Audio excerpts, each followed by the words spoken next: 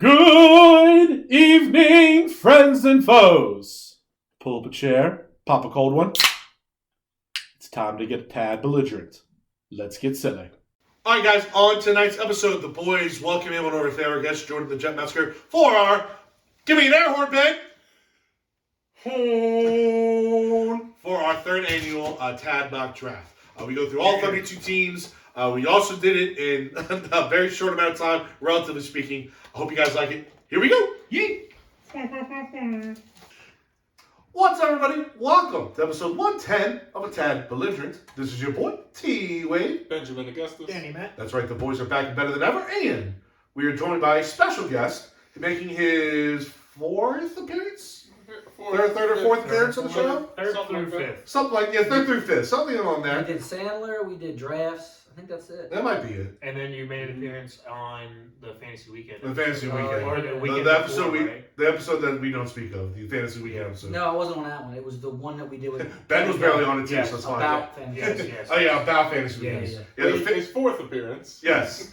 Jordan, the Jet Metzger. Fellas, what's going on? What's up, bud? Yeah, so we're bringing Jordan back because it is our third annual mock draft. It's draft time. It's draft time. No, anybody that's listened to the show, anybody that knows us, knows this is a big moment for us as fans. Okay, we love the NFL draft. We love all the glamour, all 3 days, not just first round stuff. In fact, the Tab Boys and Jordan are going to be in Atlantic City. We're going up Wednesday night to lose a lot of money, and then watch the draft with Storm and Norman and Jimmy the Greek. And we are going to just have a good time at the sports book, gambling and losing lots of money, but enjoying the time watching the draft. Fuck yeah. Yeah, no, this is a big moment for us. This is something that I know, like Dan and I have even joked about. Like, I'm gonna look at 2024 mock drafts on Sunday, like trying to look at like what the next class is gonna look for. So like this is like a year-round event for me. This is great. So we're gonna have a look for a 2024 mock draft. Probably like this time next year. What? No, stop it. Really, the weekend before? I mean, this is the first time I looked at a mock draft. Like all this year was this week. Are you serious? So you had no idea? Like, did you know who I mean, I've Darnell seen, Wright was? I've seen or a couple Joey Porter Jr.? You had no idea. I know who Joey Porter. I watched some of the combine. Okay. I watched these guys in college. I Okay. just haven't seen a lot of Mel Kiper this year going through his rankings. And I listened to him and Todd's podcast So that they always do in the spring. Todd. He did that today. He pulled like a 4-time today. Always fun. But Jordan did our very first pod when, and Ben actually missed that one. He had the vid that weekend. That's right. But we're all back. We're all four of us doing the draft. Actually, this is the first time all four of us. Yeah. I think so. Yeah. Oh, there you go. That's You kind guys of cool. kicked me to the curb last year. That's true. We did. We didn't do a full one last year. Last year we did like a half one. Because the Ravens had 16, so we only did up to We 16. went to the Ravens, and then did we go to Stain? We probably went to Stained Glass to watch it. Yeah. Because that's what we normally have done as a group. We normally get the whole Convict Cup plus others to go to Stained Glass and take over Stained Glass for a couple hours. We'll start whooping and hollering and yelling, and Kenny gets mad at us. Yeah. Then they close down and we go to someone else's house. Basically, yeah. That's yes, unless people go every year, and then like you said, Oh, that's right. 'Cause it's we've like gone- pick 28, and they're like closing, or 24, and they're like closing it down. Because it is like Yeah. midnight at that point. It takes forever. That's true. No, because we went to MacGyver's house to finish the 1 year, and then Ray's house another year. Yeah. No, so we definitely had to go to other establishments. I think we went to MacGyver's last year as well. Last year I was in, and now I actually I miss it sometimes because I'm actually normally in Philadelphia for Penn Relays. And relays. But not doing that this year. In fact, I was there when they had the draft in Philly. That was actually a really, really cool experience. That might be something we try to plan. A trip to the Yeah, draft. if it comes back to the East We Coast, almost that'd be had fun. that. That'd be dope. COVID ruined it. Well, two of us were going to Vegas for the draft. Okay. And then Yeah. COVID canceled all of our Well, this year it's in Kansas Forgot City. about that. It's in Kansas City this year, right? I believe that's Yes. right. What is the future sites? Do we know offhand? No. Let's just Google real quick. Google it. That'd be dope to go to a draft though. No, That's it not would a be. Google personal. Well, it was supposed to be Ben, but then Ben got a this real is job. episode 110. Ben's still writing on it with a pen and paper, okay? His calculator has Says the man with a pen and paper. He's over there the playing first time. Snake on his TI. Yeah, remember when his calculator had This guy dude. downloaded an app, that bought a calculator instead of using the iPhone calculator, and he was doing simple math, and had to wait 40 seconds for an ad. He was doing that first when I went, dude, what the For fuck's taking so long? He goes, ad. there's an ad! Like, what are you talking about? I lost my calculator. And I had to download a new one. And I downloaded it. So just so we're clear, this would have never happened to Earring Ben. Earring Ben Ben. is He would have great at tugged that. on his ear and gave it and just output It the would've numbers. came out. Yeah. That's too Just fucking I'm funny. being honest. Earring Ben does not need Why is this calculators. not- He's epitome of mental Earring math. Ben doesn't need much. All right, so 2024 is going to be in Detroit. Oh, yeah, don't it's passed. want to do that. Don't want to get shot. Well, you can say that about Baltimore. I was gonna say. Yeah, that's true. That's true. No, but no. Detroit, well, Chicago, Baltimore, we're the same. Yeah. Same. Yeah. No, that there's some truth to that for sure. They haven't decided probably yet. Okay, well, actually, the final beating out finals, Green Bay and DC. So maybe Green Bay or DC gets 2025. Oh, dude, why If would it's they have it DC. in Green Bay versus the National Harbor in DC? Yeah, if That's they so did much if they did like the better. mall of DC, that'd be That's dope. such a better and like. Everything, just better everything.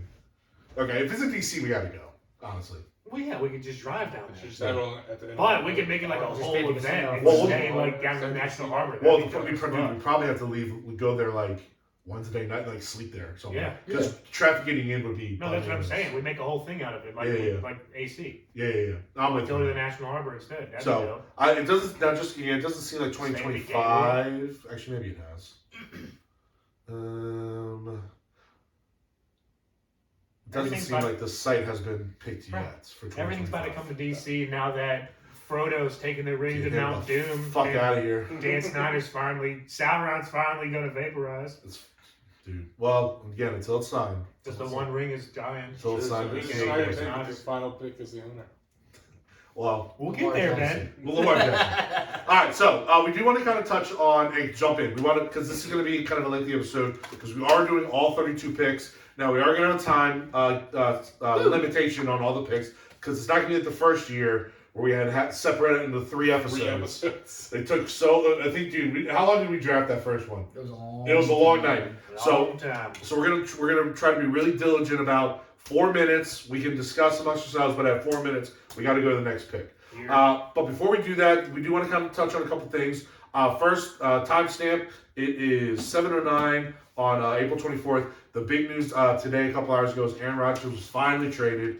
As far as first round goes, it's really not going to change a ton because just the Jets and the Packers swap picks. There's more compensation on the Jets. I'm sorry, to the Packers versus some picks next year, compensation picks, things like that. But the big one is the swap of the first round picks. So the Packers get to keep a first round pick, or the Jets get to keep a first round pick while also acquiring Aaron Rodgers, which I think is pretty significant. Right. Hell yeah. Well, I mean, like you would think if you're trading for Aaron Rodgers or get a starting quarterback, you're going to give up that year's first round pick at least. Not when you have to pay him $60 million. Well, that's the other part. So they obviously brought on a ton of money. So, but I actually think the Jets overpaid. it's funny. It's because you would think they did because They're going to give up a first round pick next year. more than likely. He's going to play 60% of the snaps. More than likely. But it was just weird because like the Packers had like no leverage. None. Yet they were able to pull off getting pretty good draft capital. That's what I'm saying. Yeah. The Jets again did what the Jets do. And then there was that little rumor out there yesterday that they were talking to the Niners. I think that floated out there and I kind of sealed things up. I think you're right because once that got out there, things moved very quickly. Yes. So I think you're right, Ben. I think that little smoke kind of maybe woke up the Jets. Was like, no, we gotta pull the trigger. We gotta make this happen. Can you imagine if he did go to the 49ers? And the Jets are just left. Like, we got your coach and your favorite receiver, and that's it. And And then we out. Then what do you do? Yeah. Oh, you And burned the the coach stadium and down to receiver are like, what the hell? Yeah. No, it'd be bad. So that's one of the big storylines. The other kind of thing we'll talk about is just kind of this draft class in general. Obviously, we have our own little group thread that we've been talking about, and we've been for the last month or so hitting on different ideas, topics that we want to.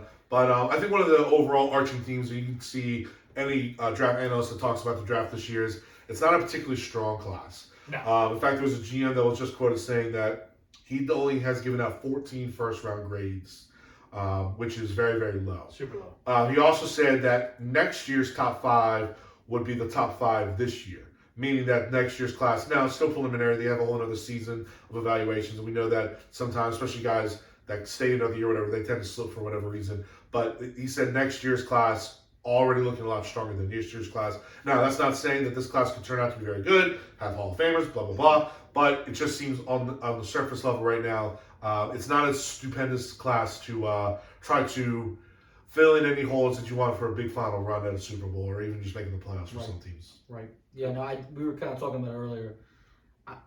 There isn't like a guy that I look at and I'm like, that guy is an all-pro. Right. Now, there's always guys, like I think in the second round, there's a lot of value, but I think that's it. Mm-hmm. I think you're going to overpay, technically, for the talent that you're going to get with a first-round pick. Mm-hmm. And I think third round and below, you're just getting guys who just are filling back into your roster. Yeah, you're kind of gambling. Yeah. You're trying to get fit guys that you feel play a specific role.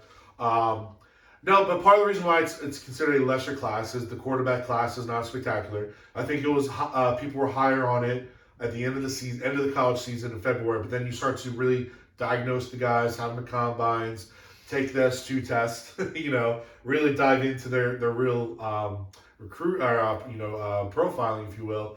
And then we start to see there's a lot of dinks in a lot of these guys' armors. Whether it's Will Levis in his terrible senior year and his terrible eating habits, putting mayonnaise in coffee, he would not be on my team.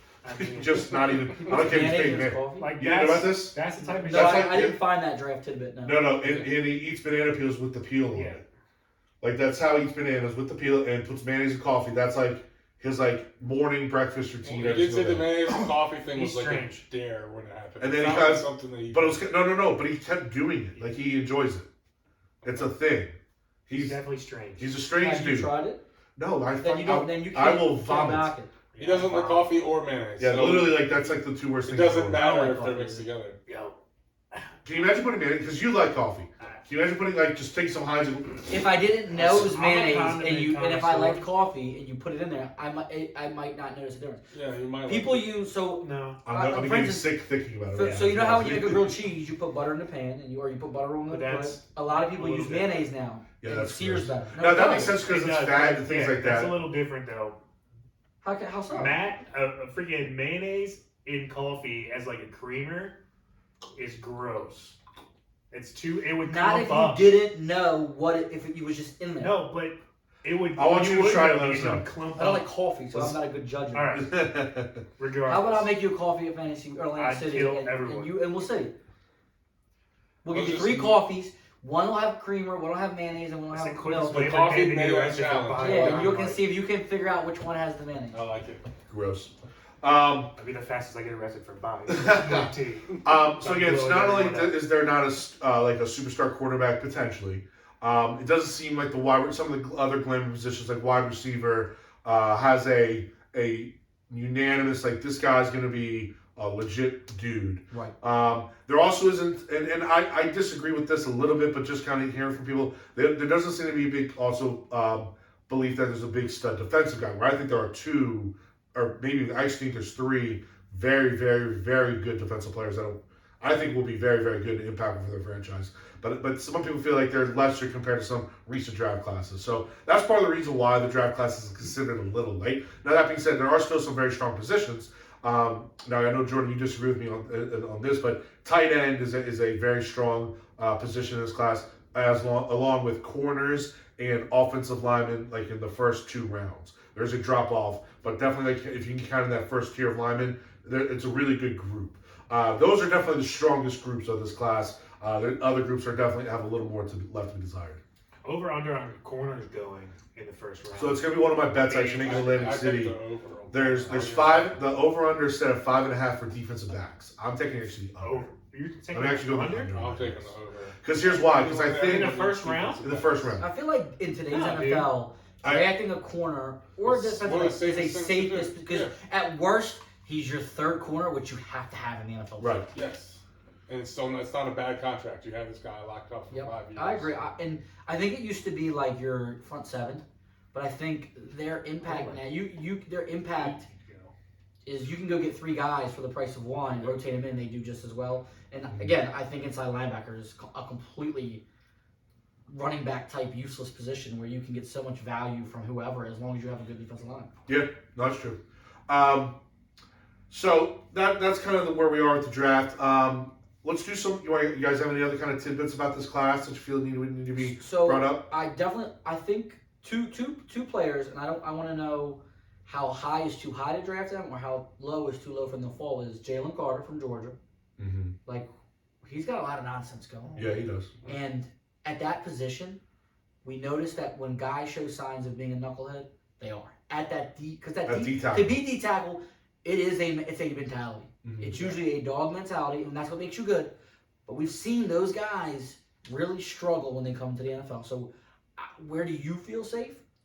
2, how high does Bijan Robinson go? How high is too high to take him? Yeah. I think Saquon was only 5 years ago or 6 years ago, but and it's funny because that's who he's compared to, Saquon. And I think he's really good. He's, to me, the best running back I've seen since Adrian Peterson was a college. Dude, I think he's one of the top 3 players in the whole class. I agree, You know what I mean? but In all seriousness. how But high draft can you go? value, running back, Right. So it's there's definitely been, going to hurt him. So the ESPN did a stat. There was there's been 10 or something running backs who have gone in the first round, and I'm thinking 7 have gone over 1,000 yards In their rookie years. Yeah, Okay. only CEH and the Sony most Michel. Sony Michel Okay. and one other one haven't done it, but every other one. I wonder if they've done it at some point because I think of someone like Todd Gurley Maybe. did it his That was rookie good. year But because then- he had injuries, but then balled out Yeah. after that with the Rams. Yeah. So I hear what you're saying with that stat, but I wonder if there's even a caveat stat. At some point, did they And get also, 1,000 yards? I don't Yeah, think guys, there's been a right? first round running back that's really completely bombed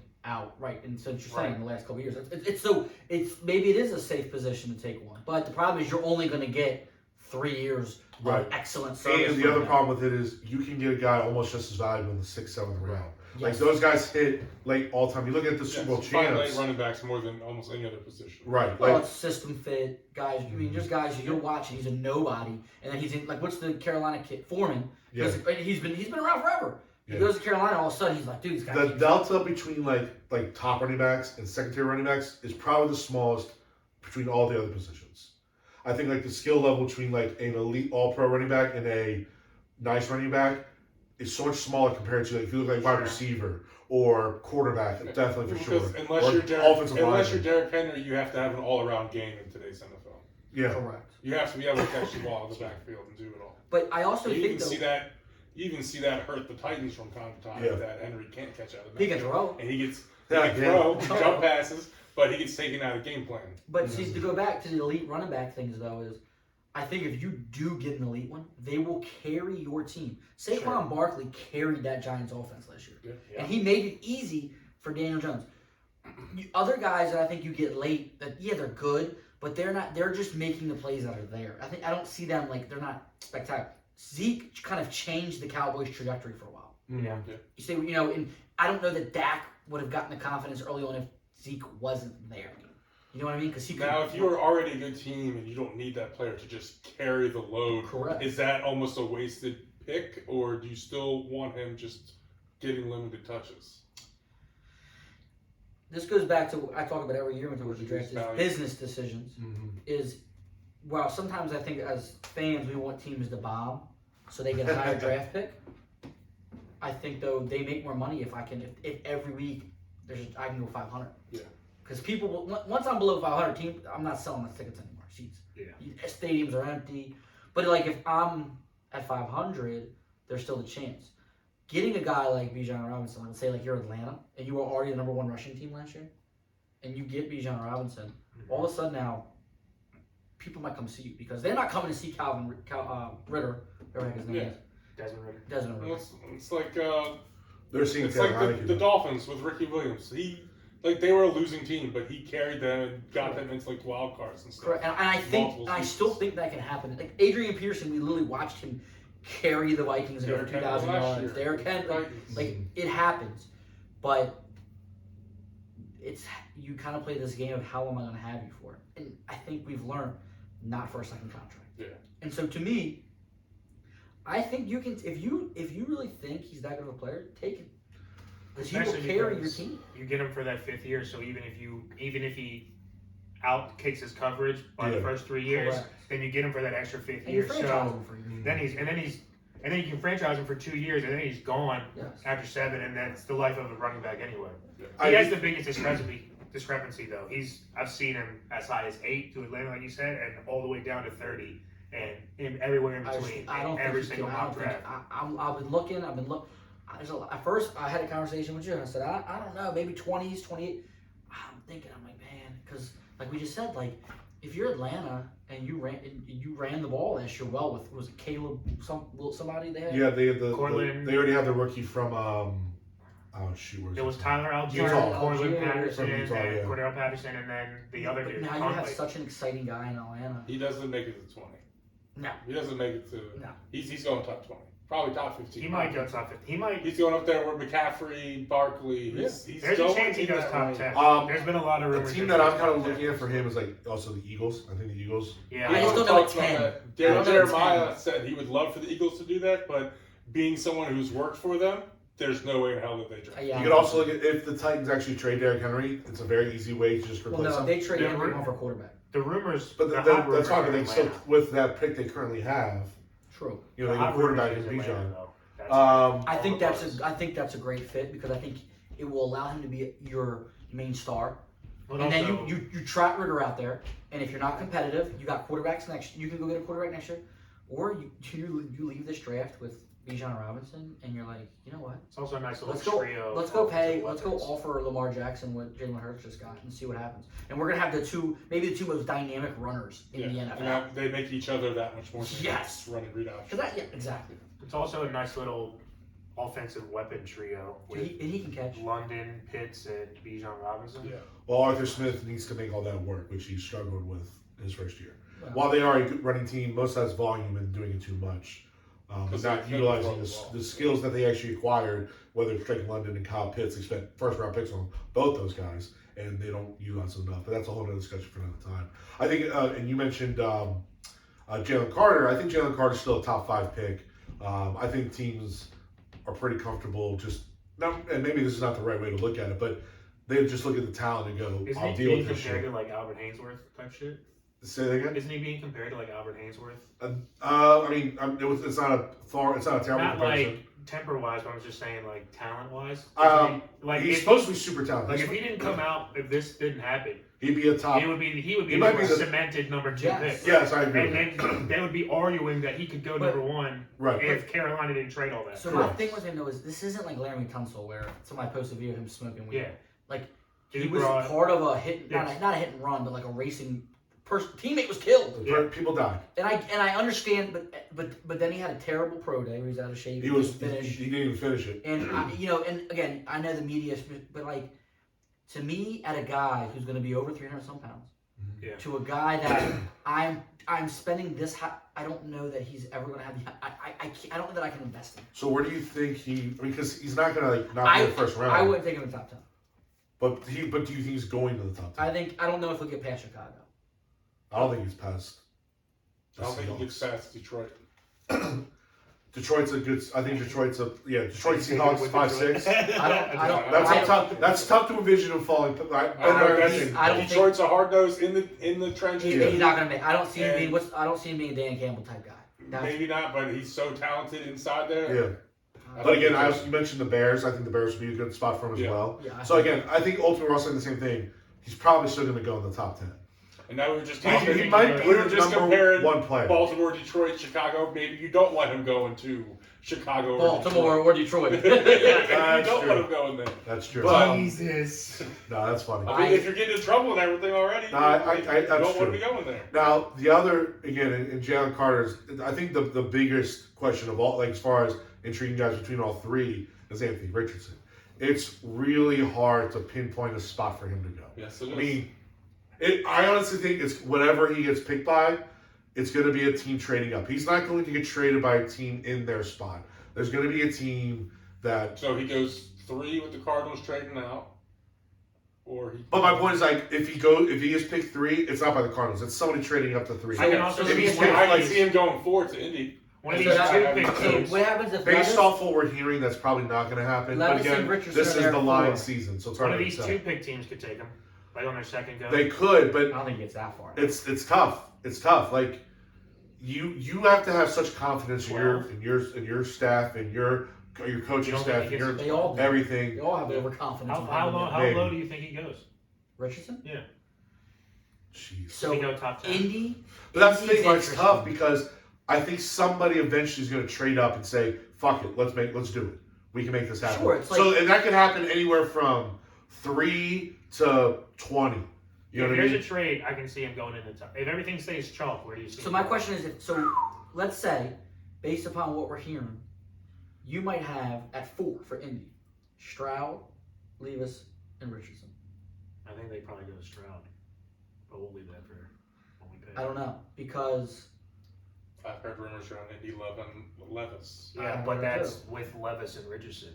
No one thought Stroud would be here at 3. so you have to realize At 4. that their coach also had Jalen Hurts, and there's got to be this appeal. Like I think I can get it, Richardson. Levis is also like And you have in Johnny Manning's Taylor. ass. Now again, I like Stroud. I guess more than most people do. I don't. My knock on him is everything he does. Even his throwing motion looks mechanical. And now we're looking at his scores as maybe everything is he's programmed to do things. Which you get to the right coordinator, or coach that can help. Like I was thinking about this. And I don't think I so. saw a lot of that in Jared Goff at times. Correct. He was programmed to do everything. He didn't always read everything the best. Yes. McVay helped him with all of his pre-snap Yes. reads. And then now he's turned into a heck of a quarterback. So Dan, to answer your question, because you said if there's no trades, how far can Richardson fall? The 2 teams I think could maybe pick him. I look at like the Bucks at 19 and the Vikings after that. Vikings, well, yeah, I think. Yeah. Those would be again. I'm just going through like maybe Titans, but Maybe Tennessee. maybe Texans Tennessee, no, wow. Packers no, Patriots no, Jets no, Commanders no, Steelers no, Lions no. Then you get Bucks maybe, Seahawks probably not, Chargers obviously no, Ravens no, Vikings maybe, and then after that you got no's the rest of the way: Jags, Giants, Cowboys, Bills, Bengals, Saints, Eagles, Chiefs. None of those guys. So if he doesn't get picked by the Vikings, he's either going to fall out or someone's trading back in again. I also think there's a debate, and Where the I Chiefs think are going to take him. these later teams are going to have to think: do I like Hendon Hooker or Richardson better? And Both Hooker, are basically going to be a red shirt yeah. because one's are. But I would say Hooker has shown a little bit more aptitude in the passing game, Yes. and I think But Hooker also really struggled in that S2 test we were talking about. did he as well. He got like he was in the 40s. Okay. What did you say? Did you say Houston? For what? Richardson at 12. No, Bucks or Yeah. Vikings. Houston could Houston wait. at 12. That Could wait. Not, but it depends what they do. Depends what they do at 2. It also depends like I wouldn't be surprised if some of these teams did wait. they also can't afford that type of project. In my mind, I think they need to build. If you're going to take on that type of project, I'd rather just build up the rest of my roster and look at future Why? drafts. This is He's reminding he me needs of a the draft. year or 2 anyway. But he's so- going to fail with the current roster because there's not enough Yeah. around to protect him. So it's but almost he like an needs ultimate reps, failure. though. You need good reps, not And just you know reps. what about Las Vegas? I don't think Vegas does. I think they're going to be more. When they It's first it just for got a year. Garoppolo. Behind Carr. Like, Behind Carr. I mean, No. this is the Well, same. they got Garoppolo, not, This is- not Carr. Or This Carr's is, in the Saints. This is also the same head coach that took Tim Tebow. And Sure. I think he regretted that. Maybe he also. Yeah. I don't know that he got a chance to really. I see mean, that it wouldn't be shocking if, like you mentioned, the Texans or the Raiders do it. I just don't think they will. I think and I'm projecting, obviously. I just think their franchises are looking for something else more than what we know is going to be a very big gamble and big project to undertake.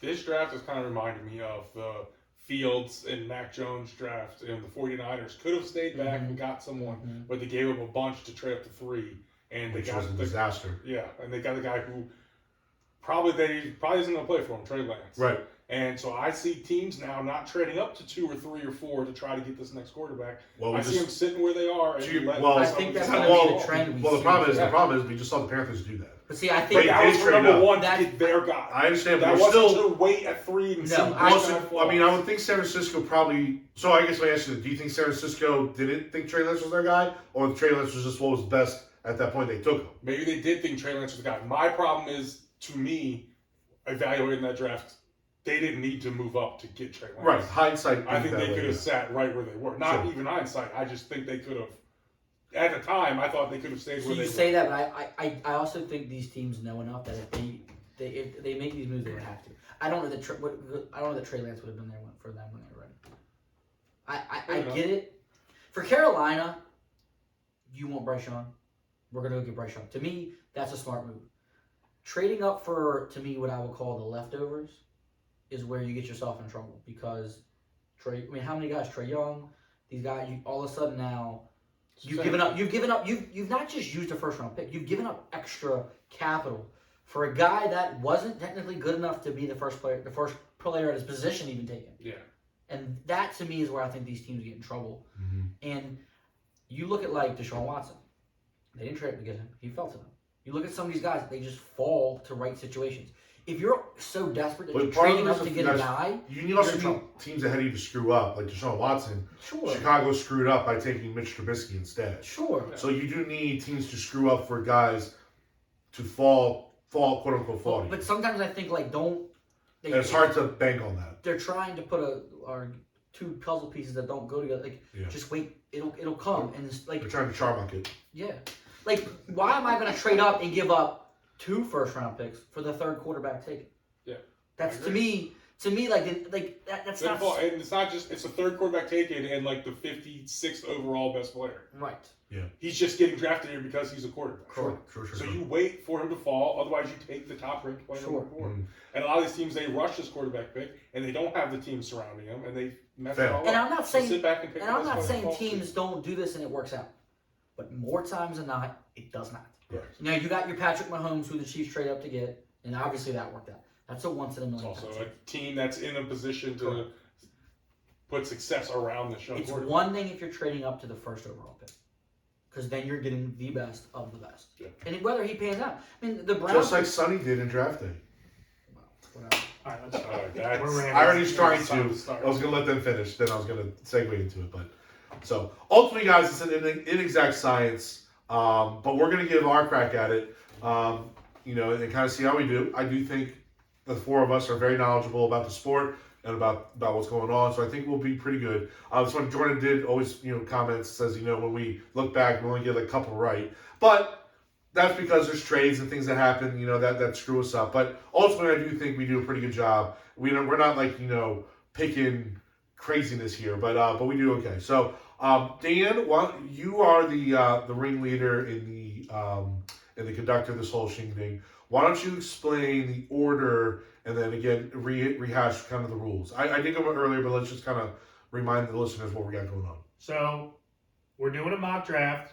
We each get 8 picks, or since there's only 31 picks this year, because I think Miami got Taken away. their pick Yes, away. they lost their pick. I have 7. For Tampa. You guys have 8. But we're going T.Wade, Tad, if you will, in that order. There are some hiccups along the way because the Jets did trade with the Pack today. But we're all going to still pick accordingly. We're just going to swap places. But that'll come when it needs to. Yep. But other than that, that's how it is. That's how it is. So, all right. So, who has Carolina's first pick? I do. All right, Jordan the Jet Metzger. Start us off, bud. What you All got? right, so it's pretty obvious who they're going to take here. But just to give a couple statistics about our young, small quarterback here. 5'10", which I know is what everybody's talking about. Kind of reminds me, remember when they talked about Joe Burrow's hand size? Yeah, that doesn't seem to be an issue. Well, they also talked about Kenny Pickett's hand size, too. Yeah. Problem. So, Kenny Two Gloves. Justin Herbert last year threw 699 passes, and he had 23 batted down. Justin Herbert is 6'6". Okay? Last year, because he only played in 12 games, Bryce Young threw 380 passes and only had 2 balls deflected. Batted down at the last scrimmage. Nice. Okay? So, I definitely think it's a bit overrated. I think some guys have a feel for the game. And I think Carolina, with Frank Wright, taking Bryce Young 1 overall, may be the best fit for both team and player to reach their potential together. We talked about earlier, Kyler Murray is the same height as him, and Kyler Murray slings it around there enough. Whether he used a franchise quarterback or not is a different debate. But I think Carolina can't go wrong out of all the passers, and you get Bryce Young. His S2 score Was it 98 out of It 100? was one of the better ones Yeah. they've ever had. And when you watch him, he just kind of has like that knack. He almost reminds me, and I'm not saying this because of the size, but early Russell Wilson, where he understands pocket presence and he just buys a little bit of time and makes the touch throws. And so I think with him getting there with Frank Wright, I think they'll put him in a position to succeed. So with the first overall pick, another quarterback, Bryce Young, and Heisman winner.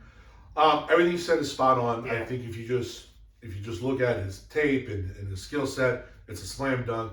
I know I'm very worried about his size. I am worried about his ability to hold up in the league. We see quarterbacks get hurt all the time, even with all the protections in place and rules in place. You still see guys get hurt, even big, strong guys like Josh Allen, Mahomes, or maybe not knock them out of games, but they're playing, it's impacting their play. I mean, Tua, we saw obviously a ton of Tua getting hurt, Lamar getting hurt. Like, you just see guys get hurt all the time, and you just look at a very, very, very, very small person in Bryson Young trying to survive. Who's Bryson Young? What was that? Who's Bryson Young? Bryson Young. This is His illegitimate brother. No, but so you just still get very Bryson worried. Nathaniel Young? Bryce is just short for Bryson. Yeah, so you get very nervous about him holding up. But that's just me and my one kind of hesitation to, well, ultimately what Jordan is saying is correct. The slam dunk number one pick. Pundits have been saying, like every GM has been saying, if he was 2 inches taller and like 10 pounds heavier, Wouldn't be a he'd discussion. be like Andrew Luck level prospect. Well, to be honest with you, the Bears probably wouldn't have traded the pick. Probably not. Yeah, so They probably would have And traded Justin Fields. And his weight, I think, is more of an issue than his height. But to put on 10 pounds in the NFL and as you grow it, I don't think that's an issue. And it's not, but my point, I think Alabama obviously tried to do the same thing and it still didn't work. they've He always might had just- smaller quarterbacks there, frailer guys. Like Jalen Hurts was tiny. Mac Jones is a Jones put on biscuit weight. away from in the 250. NFL. But no, but they just the point is you just have an elite weightlifting program in college still. I just think his genetics don't allow him to really put on a ton of weight. That's why I came into the You're also combine heavy and then didn't 18 weigh during his pro day. but Exactly, because because smaller. right. Cut the weight. He was taking Because so he many. couldn't throw Who as knows well what the heck he and was? move Correct. Yeah, he couldn't throw as well and move as well at the heavier weight. Right. He's going to be playing around like 185, 190. No way. That's his natural weight. That's his playing weight. Yeah. He That's the fear. That's the doesn't worry. make it up to 200 pounds. By the way, even That 200 sucks. pounds is not a lot. We said that about Lamar, and Lamar put on the weight though over years. And I didn't like the weight on Lamar last year. You saw Lamar him still got down hurt. over the- Lamar's still getting beat up, and he's I running. liked the attempt and I liked the look coming in, but he didn't look as fast and he definitely slimmed down as the season went Yeah. on. So, do we have a clock on this or? No, you're good. Next one. Okay. All right, so we will head to the next pick, which is actually me. I have the Texans. So about a month ago, this was an easy pick. You're going to go quarterback. I'm out and actually going off that train. So we kind of you just hear a lot of whispers, a lot of smoke now about C.J. Stroud. There's now questions about his intelligence, things like that. And then you got even some guys talking about how he's blowing off camps and stuff, and he's not doing kind of the right things. I also look at the new coach of the Texans. Where you look at from San Francisco, DeMeco Ryans, linebacker, Alabama, defensive guy. I think if he doesn't love a quarterback here, which he shouldn't, then I think you build up the roster and you play the quarterback game next year.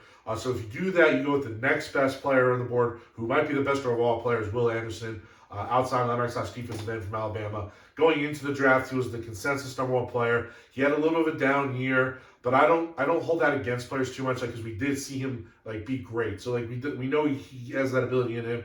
For whatever reason, whether it's teams had to be really game plan against him, or there was no, or at least you look at an Alabama defense, which wasn't great this year. He was kind of the only real superstar guy, especially in that front seven. They're going to have a couple guys drafted in the back end, but they're definitely not like in years past. So Will Anderson was the guy.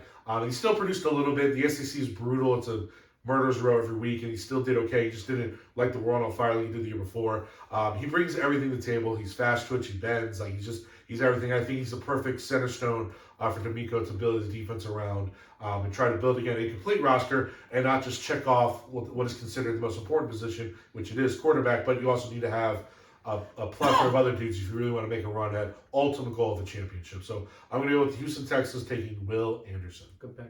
I think you hit the nail on the head with Nice. DeMeco Ryans, and I believe he's the kind of guy who's been in San Francisco, who watch them win games with With- whoever played quarterback. Correct. And I think he realizes, not that they love. I don't think he's terrible. What's the kid they got now? Brock Purdy. No. You like him more Davis than anybody. Mills. But I think you build up a really good team around him. He can hold the fort down until you maybe get a free agent, do something like because I mean, he's guys a are moving. Stanford guy, so he's smart, so he's gonna Right. be able to handle everything. Yeah. Correct. No, yeah, I think that's a good pick, and it's funny because I thought it was quarterback the whole way. I do think now going defense. Yeah. Especially like we talk all the time too about quarterbacks need to be in a good position to succeed. Yes. The Texans are not offensively in a good position at all. They traded Brandon Cooks. Yeah. Their offensive line is a joke. Obviously, they got Townsend. They got a pretty good working running back, but that's just not even close to enough to give a quarterback enough resources to Agreed. be successful. And Our roster's trash. And there are It's two so different bad. types of quarterbacks. There are quarterbacks who can excel the whole team, Right. and there are quarterbacks who they need a good team to help grow them. Right. I think the only quarterback that could have done that would have been Bryce Young, and he's gone. So I don't know that you bring in Stroud, and Stroud isn't going to change your program. Sure. Your program will help elevate him, but the Right. program's not good enough. Right. Now, if Bryce Young was available too, yes or no, quick, do you think the Texans take Bryce Young? Fuck yeah. Yes. Okay. Yes. Okay. So we're in agreement. Okay. Yeah. Just All right. Who has the I Cardinals? have the Cardinals at All pick right. 3. Cardinals are very sad right now because they wanted Will Anderson. Yeah. Well, they did. Yeah. So they're very sad. They wish that C.J. Stroud and the quarterback was going. Did number you 2 think overall. I was going to do that? I mean, I thought he would be taking number 2. All the recent stuff has him kind of going number 2 Yeah. right now. It's there's so much smoke the last week or so. Yes, it's I hard to think ignore. the Cardinals were. No, we don't do trades in this mock draft. The Cardinals are begging Yes. someone to come up and. I do think this is this is the best Prime trade first scenario. And they're trade trying to, spot. I Maybe they think hope- the Texans might trade out of it if they can. Only if a team wants to come up and get Stroud. That's the only way a team trades up. And even then, why would you? Because the Cardinals are not going to. So you trade to get to the 3rd spot, so you have to give up a little bit less. Yes. Unless you're worried about another team jumping you and Correct. doing that. That's the only real way. But yeah. Yeah, so the Cardinals are upset right now. They wanted Will Anderson, best defensive player. Cardinals, to me, are a bit of a mess. They Yes. they have a lot of work to do. They need to get the best player there or trade back and get multiple picks to build up on their team. But I think since Will Anderson's gone, this guy's been climbing up the boards and kind of challenging Will Anderson in some areas, and people think he might actually be the best edge rusher on the team. Okay. And I'm going to go with Tyree Wilson Nice. at the 3rd pick overall from Texas Tech. He has that prototypical like DN size and length Mhm. more than I think Anderson does. Yeah. So I think he's Exactly. attractive in that point. It's so like that'll be so that like again, this will be a great start to the draft if this plays out to where you go quarterback, edge. You know what I mean? Like, NFL doesn't want our draft to take place because no, I think they do because then I think it's chaos. I think they go, oh shit, what's going on now? I think they would rather have people trying to like chaos Sure, at sure, the sure, 3rd pick. You know what I mean? I also think it's hard because when you do these mock drafts, you have to try to think about what that team's going to do and Right. not what I would do. Correct. And I think that's the hard part. And like we talked, like there's like the business decisions that we don't think about. And they just which coordinator was they get? They got the OC or the DC? DC. They got the DC. Gannon. So even more reason to think, especially if there's no quarterback. Well, actually, not going to quarterback. Doesn't matter. That's where you think defensive guy, strong Cardinals. That's a good possibility. Especially their offensive guys aren't terrible. They take receivers and skill guys every year. Yeah, Maybe so like more they're than not they do terrible at times. there. They might be losing DeAndre, so they might be looking for a receiver to help Yeah. fill in. But there's definitely not a guy He's for you to take coverage. for Like, receiver. there's no. If Well, now Hollywood too. if Harrison Jr. is in this draft, Correct. they're taking him at 3 overall. Maybe, They're- potentially. if he. Yeah, that's right. He As could long have as gone Devontae Banks He could is have gone coming. at number 2 overall. All right, so Tyree Wilson. All right, here we go. All right, so number 4. I'm up, right? Yeah, you are. He Yeah, the other knows. guy that's sitting with us here. So This is all the rumors have them yeah. picking between Levis and Anthony Richardson. Uh-huh. But you also But have Stroud there now. If Stroud's here, Which I think there's he will. no fucking way they don't pick Stroud. Are you sure? They I aren't mean, picking Stroud. okay. Okay. I saw a mock draft today. It was actually the first one. It was one of the ones I looked at. Ooh, that's cool. and- That's interesting. Ursay was drunk and he was leaking Stroud test scores, so he'd fall to him. Again, the word on the street is they're They're in love in with Levis. Levis. So if Stroud goes too, Levis would have been my Because pick. Levis can run a little bit as well. He's athletic enough, for sure. Manning and both the Mannings have pretty much trained Will Levis. Right. Like he's in their camp. So my issue with Will Levis is he couldn't beat out Sean Clifford for 3 years at Penn State. And I agree with you. I know, but what's his name? Didn't beat out Dwayne Haskins either. So sometimes things just get weird. Joe Burrow couldn't beat out Dwayne Haskins. Yeah. So sometimes those things get weird when you're 18, 19, My 20 favorite years old. quarterback in this draft class is next year's quarterback in Caleb Williams. Yeah, well, sure. So one more time. My favorite quarterback in this year's draft class is Caleb Williams. I next fucking year. love Caleb. And Watching Drake Caleb May. Williams is so fun. Like we said, the top 5 from next year would be the top 5 this year. So I don't like any of these after Bryce Young. I really don't like any of these quarterbacks. But you think You turned me off I on think- CJ Stroud earlier today because of that S2 score, and that pissed me off because I was like, I would have loved for. So you think any the of Colts these just teams- bypass the S2 score? They don't care. They're going with who they perceive the better quarterback. I think CJ Stroud, through everybody's rumors, is the number 2 quarterback in terms of GMs on their big board. And I think if he falls, I think they pick him over the quote unquote more project quarterbacks. You might be Stroud right. is like more. I do think Stroud's ready to go. He's Like, more smart for he's you. more ready to go. And Indy has been in veteran quarterback every year hell for the past 5 since Andrew Luck left, right? 5 years ago. I mean, they go on Rivers and Matt Ryan. And they're essentially way It's kind of Carson funny. Wentz. They went with Matt Ryan. I was talking to Jordan the other day and said, Stroud kind of reminds me of Matt Ryan Yes. a little bit. Very His mechanical. mechanics and the way he throws. Yes. And he throws a beautiful ball and has a great arm. He kind of reminds He's me. probably the best, what I call vertical sideline thrower out of all these players. He is. He No He doubt. can throw you Yes. back shoulders. Yeah. He can throw you out. He has the touch, He can he throw has you those touch. types of things. Yes. In the middle is where he gets a little wonky because he still has the same mechanic. And I like just watching him throw a check down just looks like you watch like a guy just flick it to him. He's like the whole motion. But I do think that offense has enough to where they can help him. Like I still like their running game. I still like their offensive line. Michael Pittman is They a have a beast, big even though I receiver. hate him. Yeah. He's okay. And Alex Pierce was pretty good last year. Alex Pierce was good. Their roster is pretty weak. I know we've gone over this in the group chats, but I'm not a huge fan of the roster. I think they have a lot of work to do. Sure. To be even remotely competitive in the Like AFC. their defense is nowhere near as good as it was. No, and their offensive line regressed. But and, their like, offense is more set up to handle rookie quarterback than I would say like the Texans. Agreed. And that's what I'm saying. Their greatest sign of the Texans, yes. And I think that's a better fit for Stroud. Yeah. All right. I'm going Stroud. Yep. All right. Cool. All right. Seattle, number 5, Jet. Now, again, if this is how it plays out, I'm very happy. Again, as a fan, I'm very happy because now we go, how far does Will Levis fall now? Yeah. Because that's like the safe spot for him.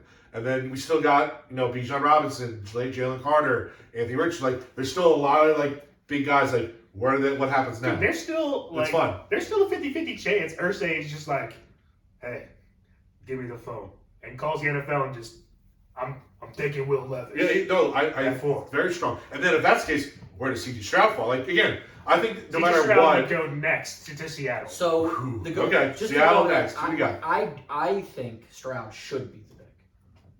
I think if in this situation, Levis will be the pick. Yeah. I read a thing that you said the Mannings, or Peyton Manning specifically, was it? And I was just reading about it. Apparently they take his word to heart there.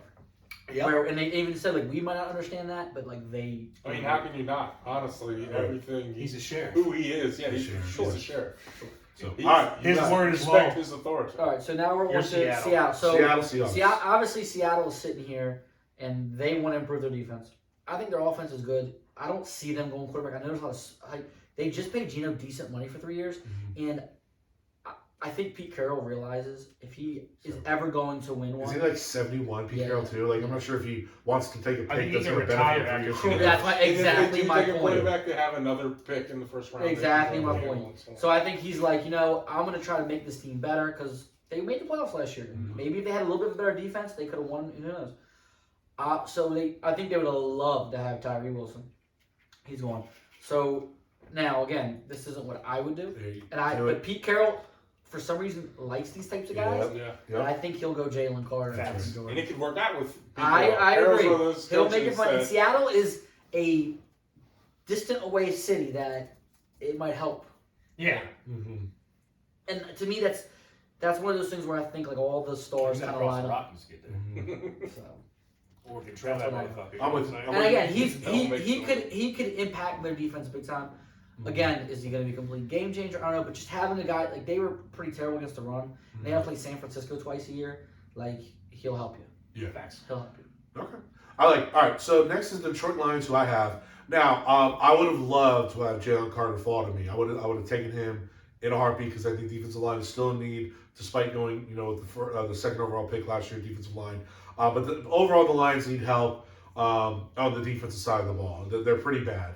They were just horrendous last year. I think linebacker is a position need. There's obviously no one going to take at 6 or 5, whatever they're picking. Right now, 6 is. I don't think they're really in a position to go offensive line. Offensive line did pretty well last year. And then even like receiver and stuff, I don't think it's a pressing need, especially not even with Jalen Williams being suspended for 6 games. There's not really a guy to pick their receiver. So I think they're going to go in the secondary. Now, I know they spent a ton of money in the secondary this year. They signed Sutton, McCann, and Mosley, and Gardner Johnson to play safety. But I think they And go. they traded away, what's his name? They did trade away. How do you say his name? Okoye or Koyi or. Yeah, quarter from Ohio State. Yeah, that's why I'm looking at you. Yep. Okay. Anyway, they traded him away, but they've added 4 legitimate players to that secondary. I think they still added another one just to like solidify that thing. What's the the one name? who went to Atlanta? Jeff Okudah. Yeah, Akuda. That's what I was close to that. I was He's kind of slot close corner, enough. right? Or is he an outside No, guy? he's He supposed was to be an outside. drafted He's as a like third a overall top. pick. Yeah, he was He drafted. was supposed to be an outside guy. He's kind of like. He kind of sucks. Yeah. Ultimately. But again, so they already invested a ton of secondary. I think just because the way the board is shaping up, and again, as Ben always says, you can never have too many good corners. That's And, right. and especially when you look at, you look at it playing the Vikings twice a year, you got to cover JJ. You know what I mean? You look at the Bears, they're going to invest more in receivers in the next year or two.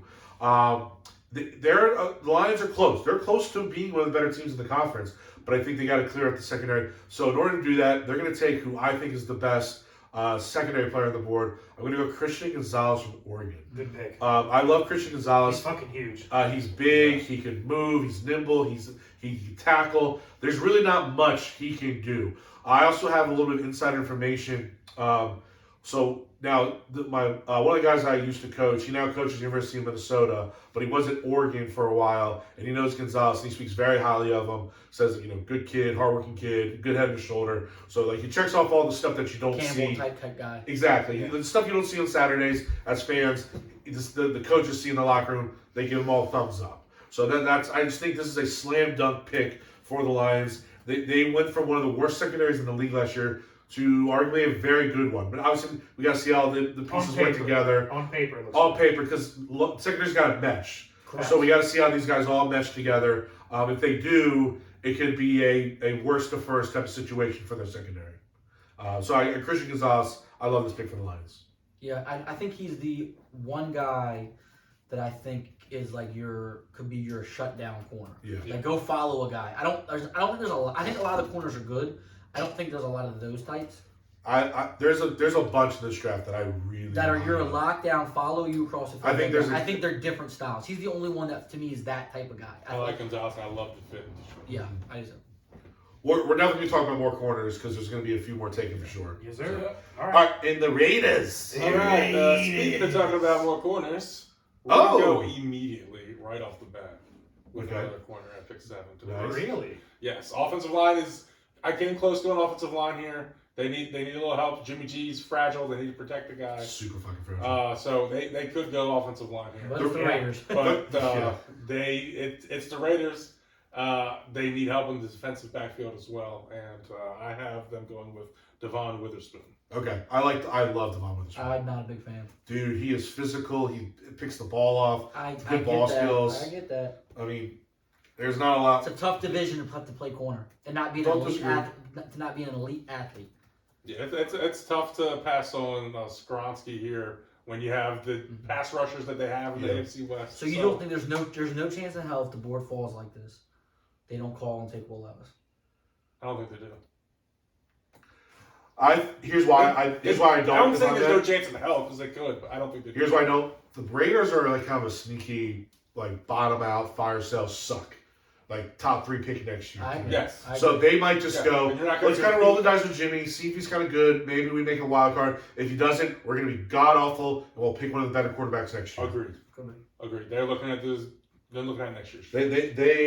You're not going to win. Levis isn't going to be most likely isn't the answer. You're not going to win in the AFC West against Mahomes and Herbert and. They're definitely a candidate to win like only 4 games next year. Yeah, I can see that. You know. Yeah, and well, it's also a good thing for I'm blanking on his name now. The OC from New England that's now the head coach there, McDaniels. Sometimes I just gotta go through what he actually is to get his name. So McDaniels has a longer leash. I don't think Al Davis wants to pay his buyout. Well, Al Davis can't. Al Davis is dead. Junior, whatever. There you go. He got a new haircut. Sorry, I didn't know I had to say Junior. It's not named Al. It's not? Mark Davis, that's it. Sorry. Chucky. So Mark Davis, he already had to pay the buyout for Chucky, for Gruden. I think that buys McDaniels a little extra time. And yeah, like Tyler said, they might be a little. They're a candidate for being. My only fear, and this goes back to what we talk about every year, that there are business decisions. And I think in Vegas, with a market they're still really trying to tap into, right now, what reason do you have to go spend your money in Vegas to go watch them play? Thanks. Now, Especially when there's all of this. but when you draft Levis, okay, maybe, but if you don't want to go to watch the games and see Levis, don't watch him lose. I'd rather I go disagree. get my guy next. No, I disagree. It's an NFL game. It's Vegas. People are going to come anyway. They're That's going to have accurate. attendance for this year. They're going to be fine. You're better off The other part is building your too, team and getting your quarterback next year. and I know we've had this argument before. Attendance is not that big of a deal to professional teams anymore because the TV money is so big. A big chunk of all their profits come. It's such a bigger you portion don't from want TV. empty stands on TV, Right. obviously. But Sure. yes, it's not. They're not So making all their money from ticket sales. Correct. Ticket sales are not a huge part of their income anymore, so it's not as big an issue. Again, the TV money now is just this is not just NFL. This is everywhere. Right. So big now. I mean, look at So that's all. Yeah, but there's a lot of things that they don't sponsorships by companies because you're selling tickets. There's a lot of extra things that go into it. Yeah, sure. That I think sometimes taking a certain position. They have the best looking quarterback in football. They're good. Yeah. Throw that motherfucker on a Las Vegas billboard. Everyone's happy. Jimmy G It's and like the it's strip hurt, clubs he's in three. Vegas. And his smile never get hurt. So he's still going to be in the suite with all the strippers. That's and right. People are going to come. Well, here's That my point. smile is never questionable. Here's my point. It plays every week. How much money? Not how much money does not only the state, the team lose, but the city lose if Garoppolo goes down week 3. Probably not that much. I would disagree. I bet you it's a lot. Again, Think about there's a lot of economy tied to teams. That's why these teams, these not cities Vegas pay economy. money. Sure, but it's not still Vegas money. economy. But I hear what you're saying. All right. All right, next pick. We got Atlanta. Atlanta Falcons. Who has that? Me. All right, bud. What you got, bud? All right. This is So, where things can get a little interesting. nice, a little interesting. The draft needs for the Falcons are many. What Over the are some last 2 positions? years, do you know how many sacks the Atlanta Falcons have had? I'm going to say very little. They've had 39 total That's over pretty the bad. last 2 years. That's pretty bad. That's bad. Also, they need corners It's like because DJ they Watt. just traded for Jeff Okudah, but as we remember, he's not that good. It's not that good. AJ Terrell is really good. I was just saying, AJ Terrell's pretty solid. But you need another one. Yeah. Right? But Uh-oh. do I want to take the third best outside linebacker, edge rusher? Or the, Because two have gone already. Do I want to take the third best corner? corner's a better position. Or do I want to take the best running back? Oh. Rumors have it that this is the highest that Bijan could go. A lot of mock drafts are saying because of how much the Atlanta Falcons have ran the ball. I actually wasn't saying anything because this is where I was going with it earlier when you mentioned this. I thought you were going to tease and go Anthony Richardson. No way. Two-play running back. I am going Bijan Robinson with Atlanta. All right. Love it. They overran their running backs last year and pretty much ran them all into the ground. Cordell got injured twice. Algier was injured. Huntley was the only one who made it through the entire season, but he was a third string guy, so he didn't really get too many touches. Bijan, like Jet was saying earlier, is arguably one of those guys who can come in and you can pretty much bank your entire offense on. Yeah. You already have 2 stout tackles, so I didn't want to take Gronkowski or whatever the fuck is Skronsky or Paris Johnson and have them shift into guard and unnatural position.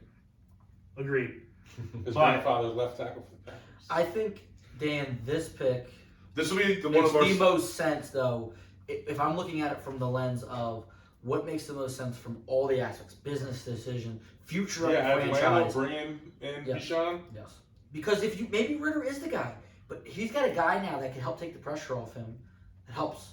And it opens up the entire field for Kyle Pitts, for the Drake London. Yes, and Or you trade 2 first-round picks and go get Lamar well, right? Yeah. and bring him in with Bijan. And Oh my, can you imagine? if you realize Ritter's not the guy, now next year you have a fucking squad Correct. built for For your rookie maybe quarterback we say or this- whoever. or Lamar Jackson if he's a free agent, Or Lamar Jackson or if he's whoever a could free be a agent. free agent. Like, how is that not... Kirk Cousins is going to be a free agent. Like, especially if you give Bijan, like, 300 carries this year, like, how is that not attractive to Lamar when he sees the guy who's taking all the load? Yeah. So let He me doesn't have to do anything. let me put this in the perspective, and this is why I'm thinking about this. Who made the biggest impact, do you think, on the Jaguars' offense last year? At the end. That was ETN. ETN. And When he Trevor got- Lawrence when was he really came good. back. Christian Kirk was paid. They had Zay Jones. All My ETN. squad. ETN was the heart and grinding soul of that team. Was he healthy the entire year, or did he? He like, missed some games. time. He missed like the beginning, right? He started the season fine, but he definitely nicks and But what I'm bruises saying, along the it way. gives you an opportunity, and then you still have all these other running backs Facts. that you don't have to. You can give this guy And a time. Cordell's an Like ex slow. receiver, so you can probably throw him out in the slot a little You bit, just even though he do it. decided not to Yeah. catch any balls as soon as I I drafted think fantasy. it's a home. And the problem is, it makes so much sense. It's probably It's not definitely gonna not gonna happen. happen. But I would struggle to them because in this position, who are they going to take? Dude, there was signs of them reaching for Nolan Smith, the Georgia outside linebacker. I'm like, dude, you're gonna take the fourth. I think Nolan best Smith out- is. yeah. He's like arguably the fourth or fifth. Yeah, but he's Lucas Van he's like a Ness, second round who I guy hate. at I hate best. Lucas Van Ness, the dude from Iowa. Hate I that don't. guy. Yeah. Okay. Fair enough. But he's freaking. Now this is a smart pick. It's gonna be one of those picks that, like, when they do the grades, which are silly to do this early, they'll say, If I don't Falcons, get any of great it right, pick, and I A+. only get this right, if I don't get any right and only get this right, I'll be. well, to be honest, it'd be such a great pick because he's such an unknown where he's gonna go. Right. Now, let's just play devil's advocate. Let's say he doesn't get picked there. I still think the Eagles are a very Eagles. easy spot. Titans, assuming they do trade Travis Henry. Travis Henry. Travis Travis Henry's their Derrick old running back they used to have. Henry's so good. No, Derrick Henry. I don't know where else he Seattle at falls. 20. Maybe Do they have? maybe. No, they have. Oh no, that's wait, right. yeah, No, they got forgot. Walker. They're not Yeah, him. Kenneth Walker. Forgot about that. Sorry. Maybe the Lions. That'd be kind of fun with their second first round pick.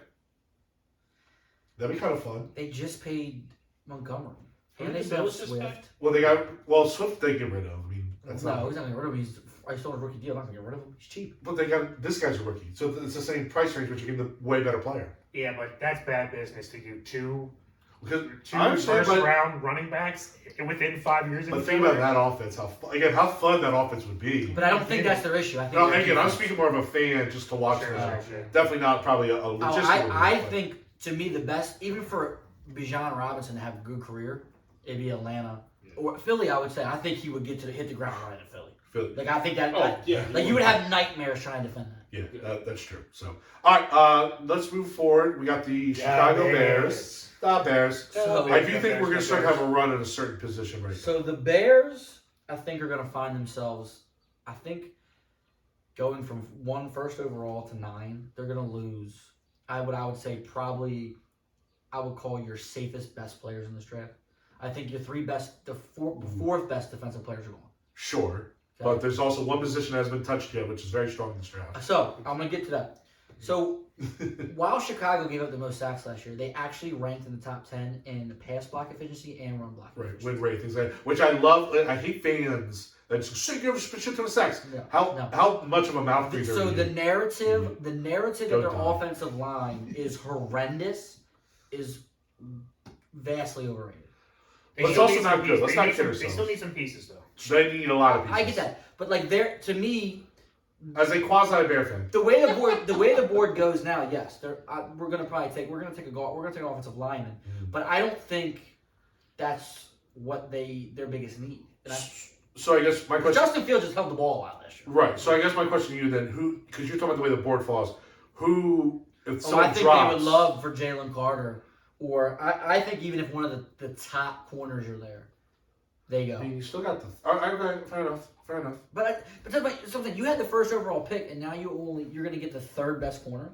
But you're just getting capital for years is the point, because they need to fill out so many things. But but they need starters.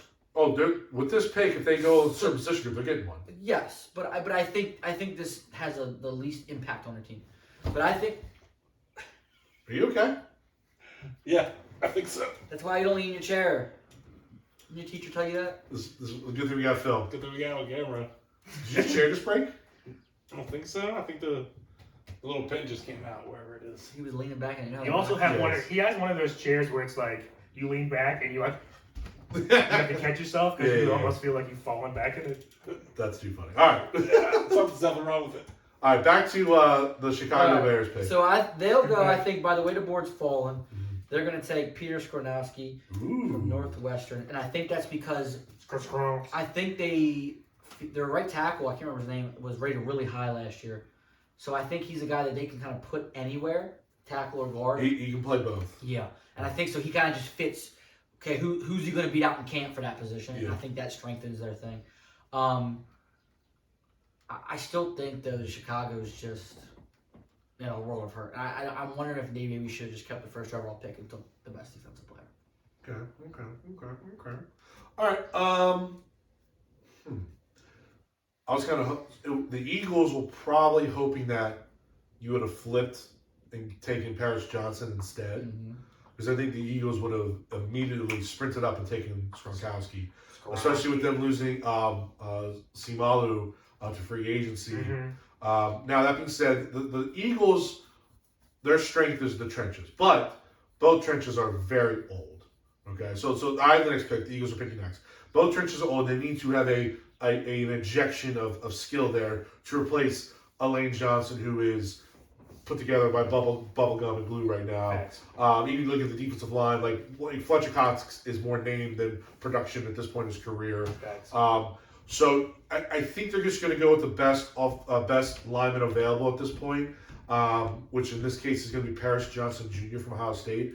And I really like Paris Johnson Jr. I think he's the best lineman in the class. So, if I'm the Eagles, I'm very excited about this, getting the best lineman in the draft. He might not be great, but he's someone you're never he's your starter for 6-7 years, and you're cool. You're very happy. If he spends his entire tenure career and you never hear him, right? Besides end of the year accolades type shit, right. That's his perfect career. I could see something along the lines where they to salvage Lane Johnson a little bit, they bump him inside to guard and put Johnson right tackle. Sure. It's just kind of to try to preserve Lane Johnson as much as possible, because again, he didn't even finish last year basically. But I just think the Eagles have to start looking at, because their roster is very stacked. So now they start to look more to draft for future years, more so than immediate need. If they're going to immediate need, they probably go safety, something like that. But there's definitely not a safety we're taking here. They do that with offensive linemen too. They took a center and draft a year or two ago, and they expect him to replace Kelsey at some point. And they're going to play him at guard for a little while, and they'll slide him down. Maybe Johnson just wins the left tackle spot right at camp, and you know what I mean. So the point is, you just get a young stud in there, let them battle it out, get coached up by what has been a very good coaching staff. Now they got new DCs, but the position guys are still there, and you just kind of see how things play out. But I think that's definitely one of the bigger position it needs as well. So it works out both ways. I think they get a steal. I think, again, fit-wise, it's easier to get Gronkowski because you just say you're the guard, but you just get the better player now at this point and just say, let's see what happens. So, Paris Johnson Jr. for the Eagles. All right, next is the Titans. Who's got the Titans? Yeah, I have the Titans. Let's see, and I was looking at Bijan Robinson, but he's off the board. I was looking at offensive line, but the two best tackles just went off the board. Oh, this is an easy one. If this board's like it is now, it's an easy pick. Is it really? We'll see. Okay, well, I think there's two options here. There's the riskier pick that they could kind of go for it all. Or Are you doing it? No. Are you pulling that trigger? I'm not. Or it's me getting to say, let's go back-to-back Buckeyes, and we'll go Jackson Smith and Jigba. Ooh. Top receiver. Over Will Levis. Yeah. Okay. I think they're in the and over Richardson. So now you go. So you pair. We're not going to have any points for that pick. I don't need God damn it, Ben. Is that what you're looking at? I'm just going to put all the crazy picks on So Dan. you think Najimba goes 11th overall in this draft? He could. He could. Weirdly, he is being rated as a top. I hate these receivers too. So, as an Ohio State fan, Like, that's what I'm saying. I don't So- like the top receivers. I like the second round guys. I like watched Addison. I watched Jackson Yes, Smith and he's Jigba. the only one that I like. I've watched Wilson. I watched Olave. Jackson Smith and Jigba was the best out of the three. Sure, I get that.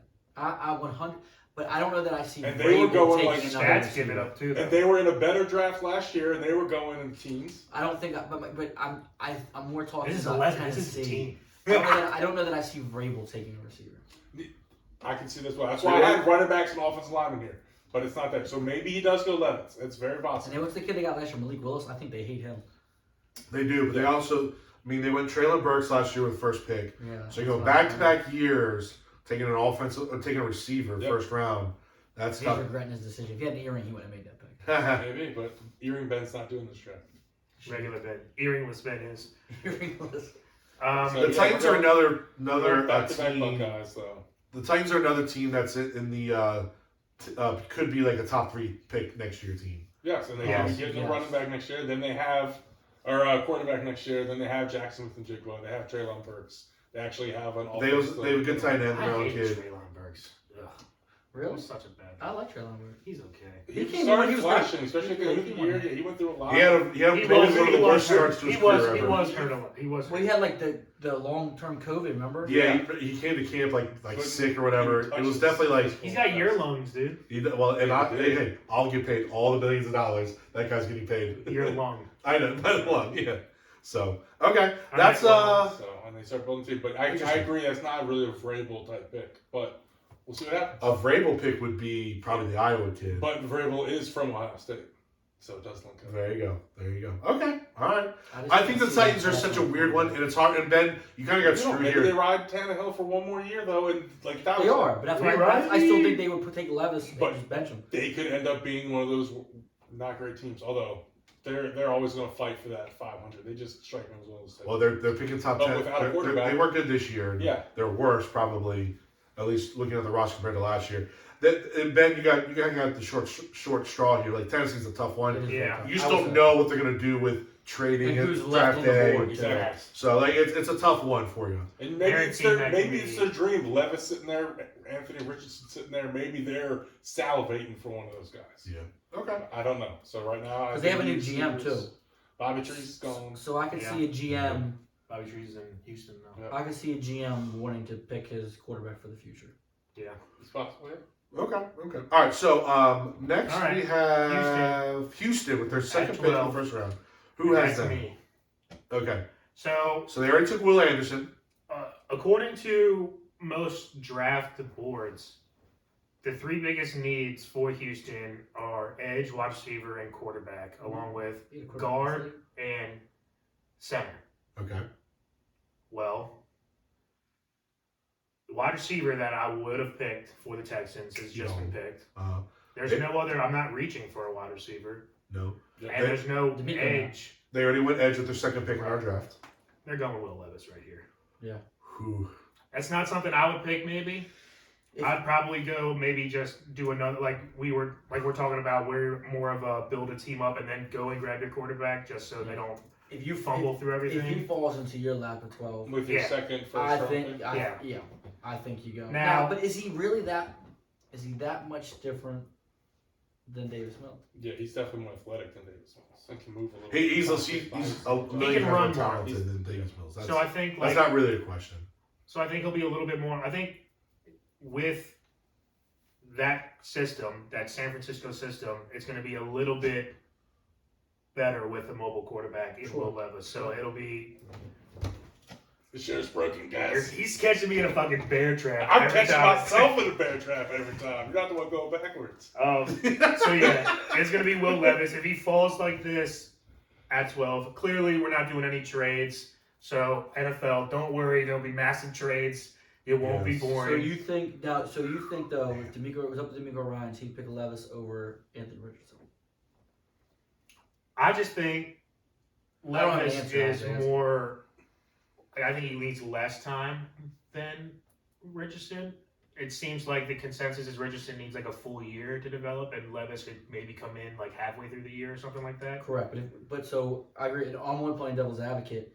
But if we're talking about Houston's roster being maybe a year away to support that, Sure. Richardson Maybe can be you quite go- scary. Maybe you Another go year. Richardson here just because you know Davis Mills. You were going to ride with Davis Mills anyway. Yeah, right. So grab Richardson or grab whoever, grab Richardson, and then But that's also the caveat. Do you really want to waste Right. your 12th pick, right. your second first-round pick on a quarterback that's a project? So I don't know. I don't know where D'Amico sits with that. You know, I'm sure Does it's a he piece- double down and go another edge rusher?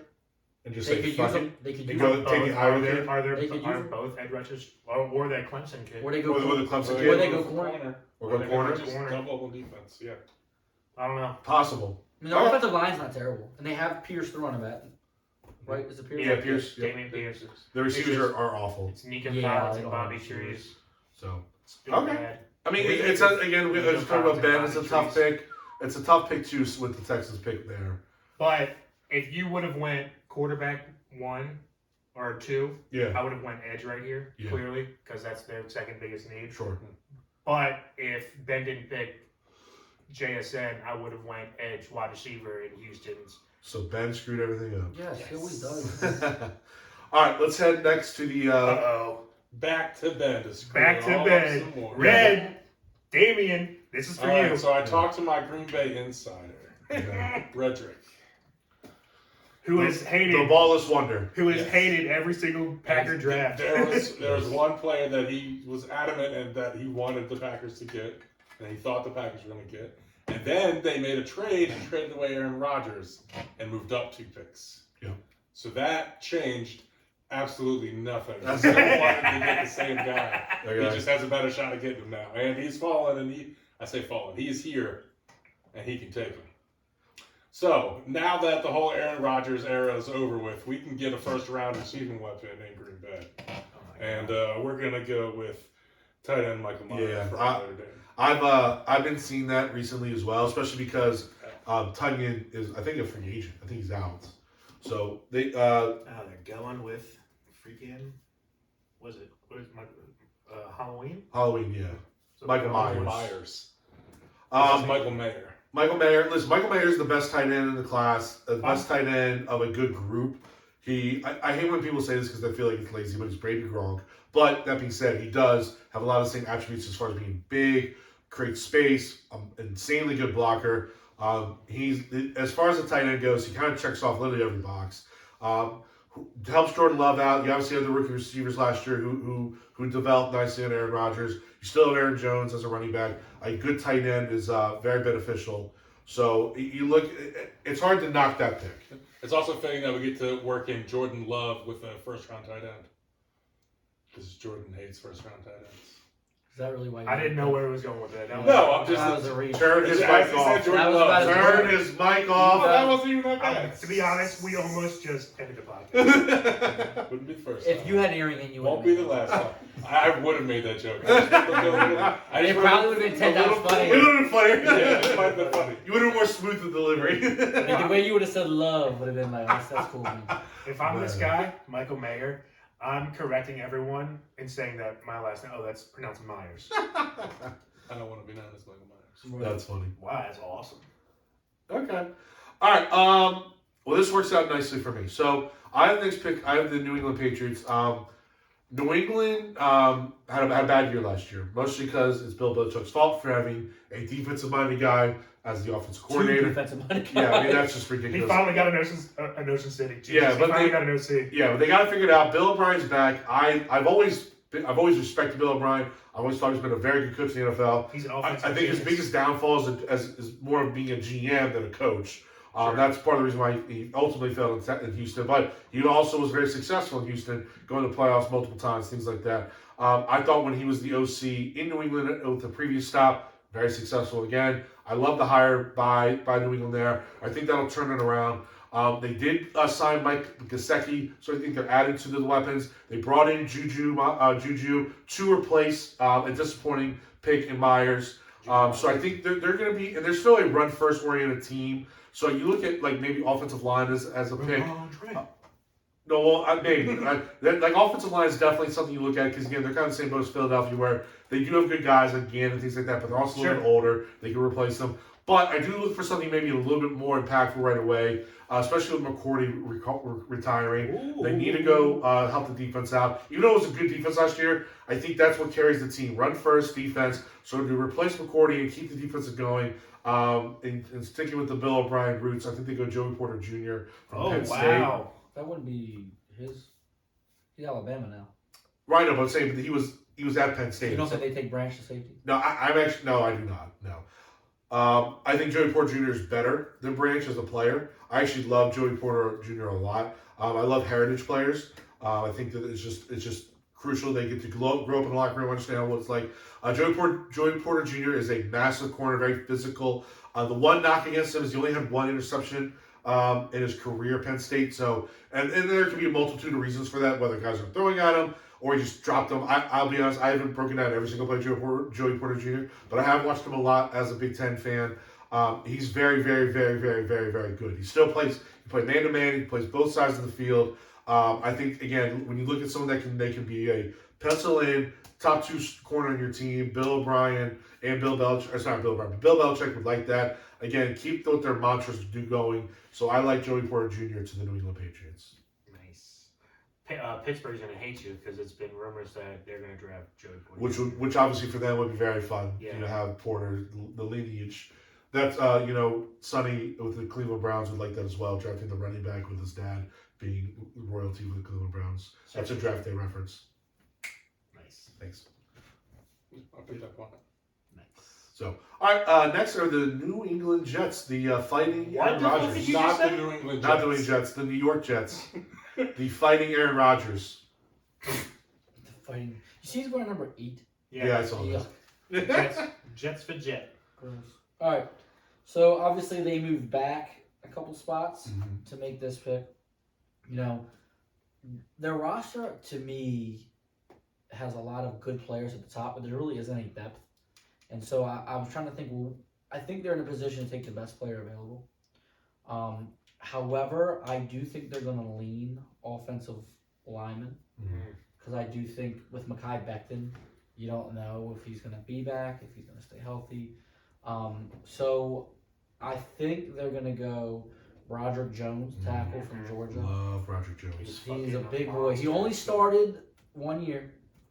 So it's kind of between him and Darnell Wright. But I think they like the size and the arm length, and I think he was on a championship It doesn't offensive hurt. line. So he obviously can play in a high. They expect to win, and that's a mentality that I think you have to be around to know. And I think that's going to be the Jets' mentality that they're going to want to have. So I think he kind of maybe can help bring that. Like, I'm here to win a championship with Aaron Rodgers, Yeah. and not here just to be a starter. Mm. And so I think that's why I give him the nod over everyone else. You're also getting a guy who's athletic as shit. He's a little bit lighter side as a tackle. He only weighs like Fucking 300. strong as shit. I think he's under 310, which is a little bit lighter, but very long, very athletic. And I think he did not give up a single sack this year. So like those are things you can't. Those are hard to ignore in the SEC. I love that pick. He's one of my favorite players on the class. So all right, next we're gonna go Commanders. Now we're gonna go a little out of order, just so I can pick with the Commanders, being a Commanders fan. The Commanders. Who okayed that? The cruise director. That's how I got Baltimore. They swapped that- Baltimore and I edited it. My Yeah, God. baby. Okay. We ended No, you up shouldn't with get each to other. pick your You see what I have favorite to deal team. with all the time? No, you should have picked Baltimore, and you should have picked Washington. Well, let's do this. I'm down to flip right now because I can pivot like that. Okay, are you able to pick for the Commanders? How about you just both make your picks? What fun is that? I can't believe y'all did that. Yeah, that's what we always do. I'll let you decide, Dan. Just stick with what we have. We can. I'm just going chalk though, just because I see your need is an edge, and I'm just going to take an edge. Definitely not an edge. I don't know what you're reading. That's wrong. It says it right here. They have Chase Young and Montez Sweat as their edge guys. Yeah, But what? That's edge is not a need at all. Is Chase Young gonna play this year?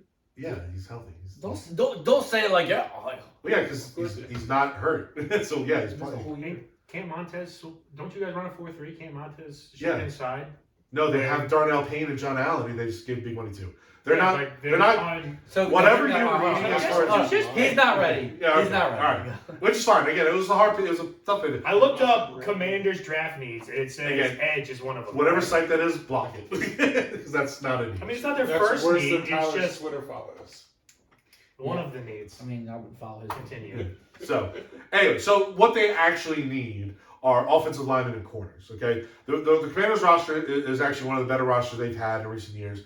They definitely need some things like they need a top 3 corner. They need probably 2 to 3 offensive linemen. New They name, need a top 3 new linebacker. city, Well, they're new definitely stadium. New owner. well. That's on the way. The other things Jordan said New are fans. hopefully on the way. They need fans because we're all going to die soon. Every fan's old.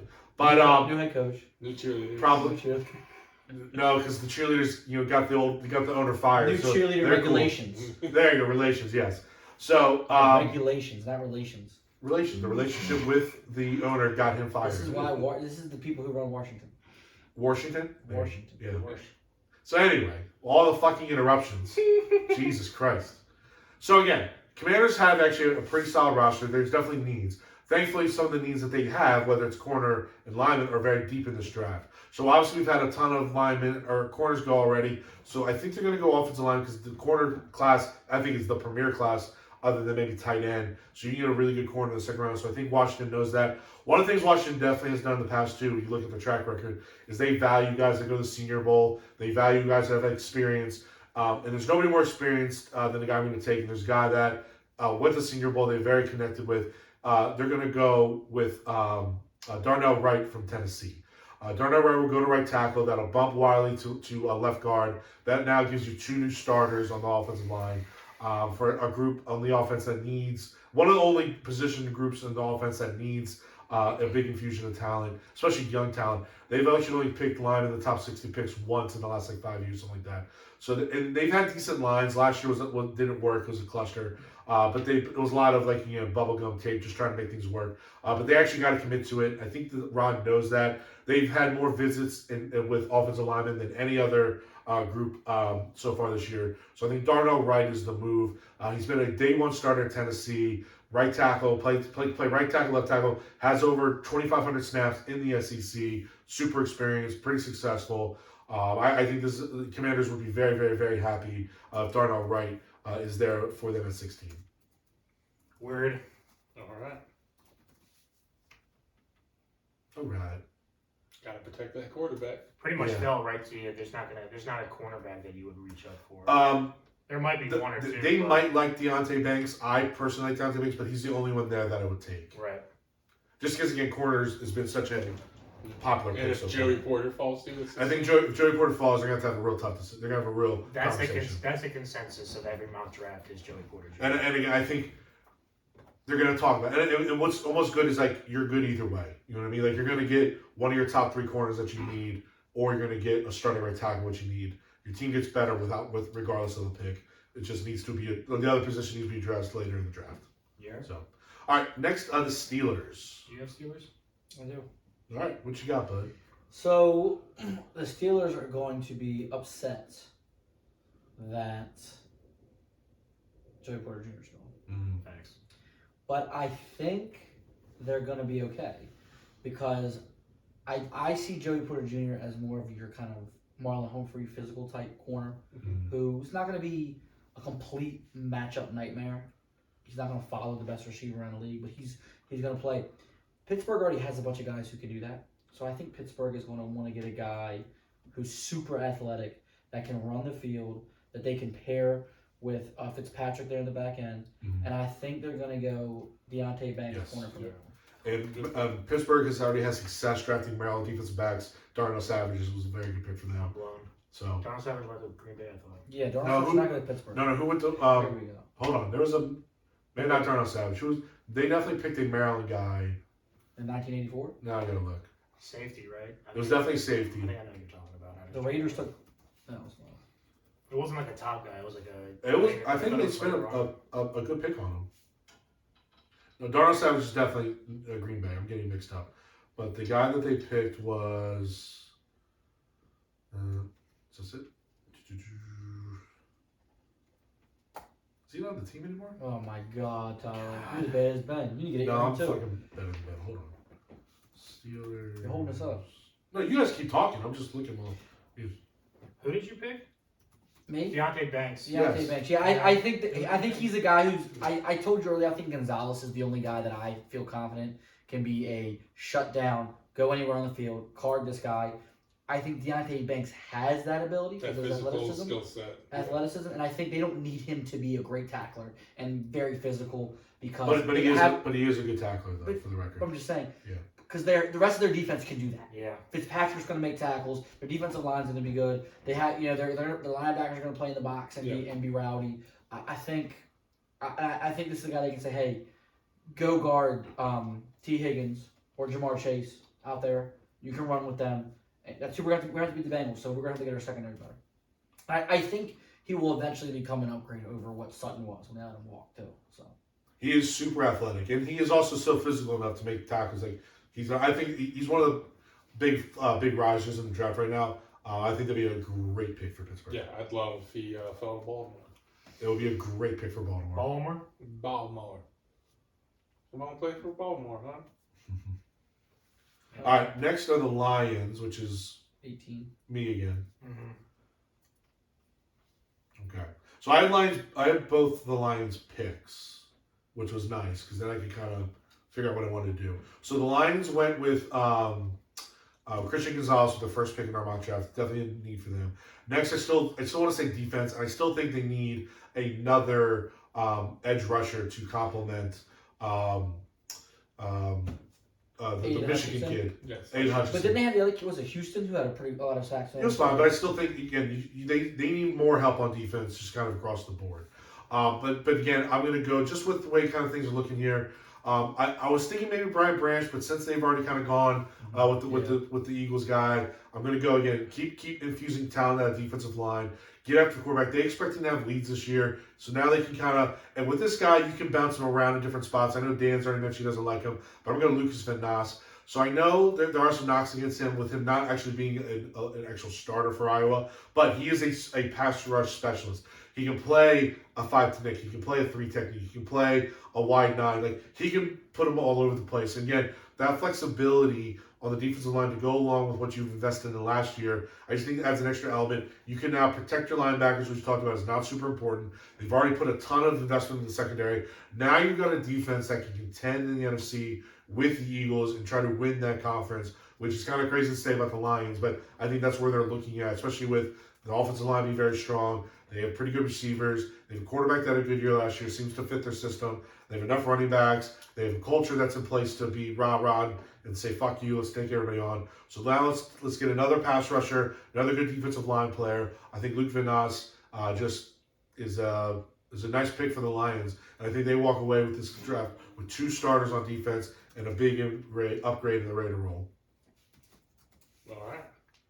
Hell yeah. The Bucks. Ben. Going with the Bucks next. All right. Bucks have a lot of needs. They lost the best player in the universe in Tom Brady last year, although he was not the best player in the universe last year because Jordan drafted him in fantasy. Yikes. So, just over your mind his business. I know, right? Just getting grenades over Jordan here. ended his If he career. had an earring, he would have made a comment. So many decisions to make. Or do So you many take your players quarterback of the there. future? So I think, yeah, why not? What? Yeah, Bucks are gonna go Anthony I Richardson. mean, do you actually think this is what the Bucks are going to do? That's the game we're playing here. Yes. What? Yes.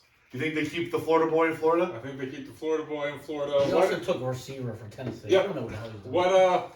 You have a He's bunch of had the old worst people draft down there coming to the games, and it's boring. What do you want? You want a young kid That's not running their all mind. over That's the not field? what they're making their having pick their- That's for. exactly why they're Jesus making their Christ. pick. Is who's their is they fired? They have Baker Mayfield, and now this is their backup quarterback. Well, hold on. Kyle Did they? Trask. They contract. And Did they fired they? Leftwich, yes. Did they fire the head coach? No, he's still there. The defensive guy. Yeah, she's there. He's not taking. He's fighting for his job. This is a bad pick, man. Like You know, just the coach. I also don't think he's sitting here at this pick. I don't think that Tampa Bay does take him there. Honestly, if we're going for what is right, but he's sitting here in our mock draft. And in our mock draft, the Buccaneers are taking him. Damn.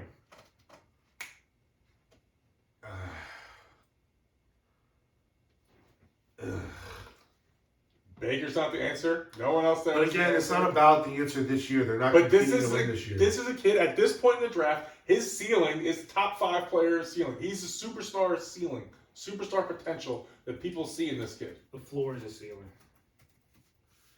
I'm not worried about his floor could be awful. He Who's could not coaching be him? that great.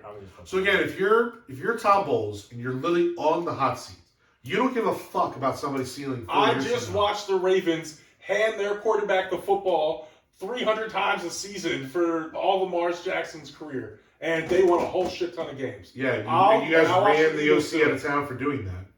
And I'll go bring this kid in, give him the ball, build my Okay. team around it, and let him run the ball. And hopefully he develops into a good passer. Okay. He's got the weapons there to do Give it. Booby the ball. Booby with a spin. He's got receivers there to make him successful. He has a young tight end. They have a young running back that showed a little bit of promise. They could probably use another one. Uh-huh. But why not? You got Baker Mayfield there. He's not going to be the answer all year. You can start him off running some packages and then see what happens. All right. I mean, it's For our mock draft, it's like it's your pick. You're the GM of the Bucks. You just told Todd Bowles to start updating his resume with that pick, and we'll go from there. Okay. All right. Next we have the Seahawks. Who have the Seahawks?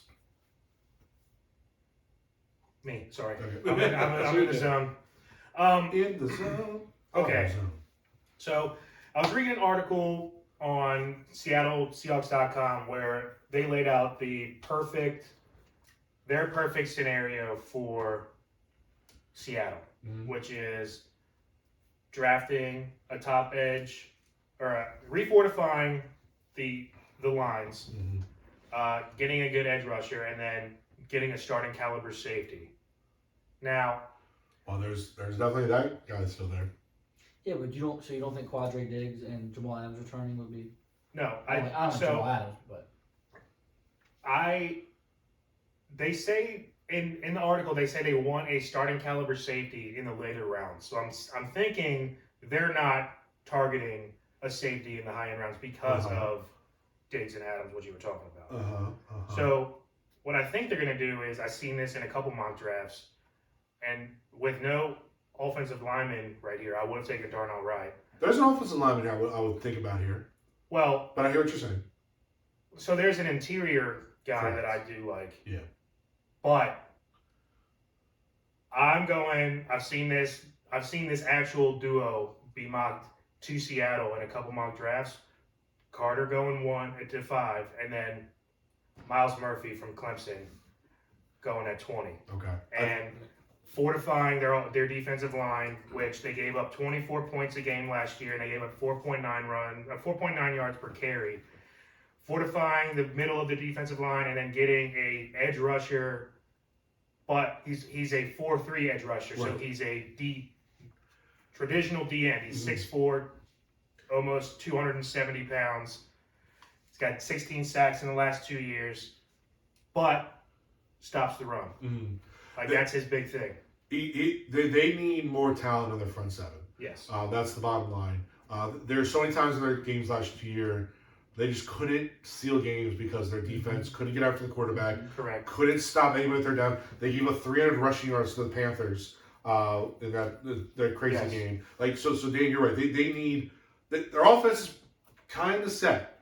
They need talent on defense. Kenny Walker in that running game masks the deficiencies that offense has. Well, along with the passing game of Geno and Tyler, that's pretty good. They have enough offensive weapons to mask some of their deficiencies. Right. Their defensive line was getting. There was Swiss cheese. It was Swiss cheese Bosley in the freaking goal for their defensive line. You know what I mean? So with these two additions, there's no way they're getting 300 yards put on them against Carolina. It's an upgrade for sure. For sure. And again, you're getting maybe the best defensive player in Jalen Carter. Yeah. And I think Miles Murphy's like a top 15 guy, so you're getting good value here also. Yeah. So, okay, I like where the Seahawks are, and I hate that because I don't like the Seahawks. But I like where that is. Okay. All right, next we have the Chargers. Would be the Dolphins. Oh, would be the Dolphins, yes. But thanks, Tom. yeah, thanks, Tom. So who has the Chargers? I have the Chargers. I think this is, by the way, a massive year for the Chargers. I think if they don't have a big year, they got to refigure their entire and they don't have organization. a contract yet with Herbert. Right. So this better be a draft that they start making some hits on. I'll fully admit I've always loved the Chargers from afar. Whether it's their uniforms, they've had some, I think, really marquee players during our generation growing up with Gates and Rivers and Tomlinson and Sean Merriman. I mean, you go through all these other guys. Now they have Keenan Allen, and the Chargers though do the same thing they do every year, and they do not plug holes in what they need help with. And sometimes there's sometimes obvious answers, and they don't do it. So when I look at this Chargers team, okay, the last 2 years, they have been in the bottom 5 rush defense. Okay, their defensive lines have not been good, and they have refused to invest in a defensive tackle worth value. Okay. Now, unfortunately, though, in this exercise, I have to pick what the Chargers will do. Okay. I also don't like who would be your defensive tackle at this point. I would run at the jump to take Kalijah Kancey. Okay. Okay. I think he's an absolute stud. I think if you ask me to take one, if I was picking, I would probably take him over Jalen Carter, just for some of the reasons we talked about before. This kid is the opposite. His numbers only match one other person, and I know you can't go just off of that, but there is this thing that we talk about. Certain positions from certain schools have those impacts. And the same that he's following in the footsteps of Aaron Donald from the same school with the same numbers. If I can get half of Aaron Donald at 21, I take it. Right. And if I'm the Chargers, I would run to take this pick. Okay. They're not going to. No, they're not. What do you think they're doing? For some reason, when I read all these mock drafts, and I look at is the this odds, you were texting about the other day? and I look at the odds, and I cannot fathom why they would do this. And then it dawned on me, this is what they're going to do. This is what they're going to do. Is that they're going to go wide receiver. Yeah, they are. Okay? And I love Mike Williams, and I love Keenan Allen. Yep. Now, granted, there is the case that those guys were hurt a lot last year. A lot. But the other receivers played okay. I like Josh Palmer. It's fun. But so the one thing that they have Eckler, who's extremely explosive, even though he's disgruntled right now. I think they want a guy in the second level who can make plays and explode. Are you going with your boy? I think the Chargers are 21. Draft Zay Flowers from. Oh, I thought you were going to go Addison. Addison's too similar to Keenan Allen. I don't want. Sure. So to me, now they might do that, but to me, he's the same player as Keenan Allen. To me, that's what he comps as. They don't have a guy though that can take the top off of the defense, who they can throw a screen pass to and can go get yards. Minus the right back. Correct. Yeah. But they don't. To me, I think Zay Flowers. If you're going to get a receiver, he is the third complement to what they already have. That offense becomes pretty scary. Very scary. You know, when you put it on paper and you go, "Fuck, what do we do?" Now, granted, that's not what I would take. I think they have. Especially if you're going to pay Herbert all this money, I think the guys that he has is good enough that he should. Now let me push back you on a little bit here, just because I think you're onto something with this. They also really struggle in the red zone, partially because Eckler's not a traditional running back. One of the positions you look at to help you in the red zone is like tight end. I see like a Dalton Kincaid sitting there, and I think that would be kind of a very also intriguing pick, because then you could almost do the same thing with Zay Flowers, like put him in the slot. Maybe not some of the screen game stuff, but like he can do a lot of the stuff that you might want Zay Flowers to do, but also probably more beneficial. But they got productivity from their tight ends last year. Gerald Everett in that way. Yeah. And they had the kid who was hurt. They like him in Parham. Yes, the big kid. Now, I also am a big believer. Don't get a tight end early. You get them late. And I think... What's early? Because this is kind of late in the draft. Really? I would never take a tight end in the first round. Okay. Never. And because just the impact is not there. And we talk about previous drafts, looking at numbers, and I can have these arguments about it. They do not produce at the level what a first round pick does. They don't. And I think a lot of it is because most times you get a tight end, they're almost not tight end enough. They're super athletes. And when you go in to be an NFL tight end, there has to be a little bit of grindness to you. You got battle in the trenches sometimes. Yeah. And like Kelsey, it's almost like going to two positions we talked about. Correct. You're learning offensive line and receiver. Yeah, and I think, and now Hawkinson to me was the exception to the rule. We talked about this. I loved Hawkinson, but Hawkinson's best feature when he came out was he could block, and Gronk could block when he came out.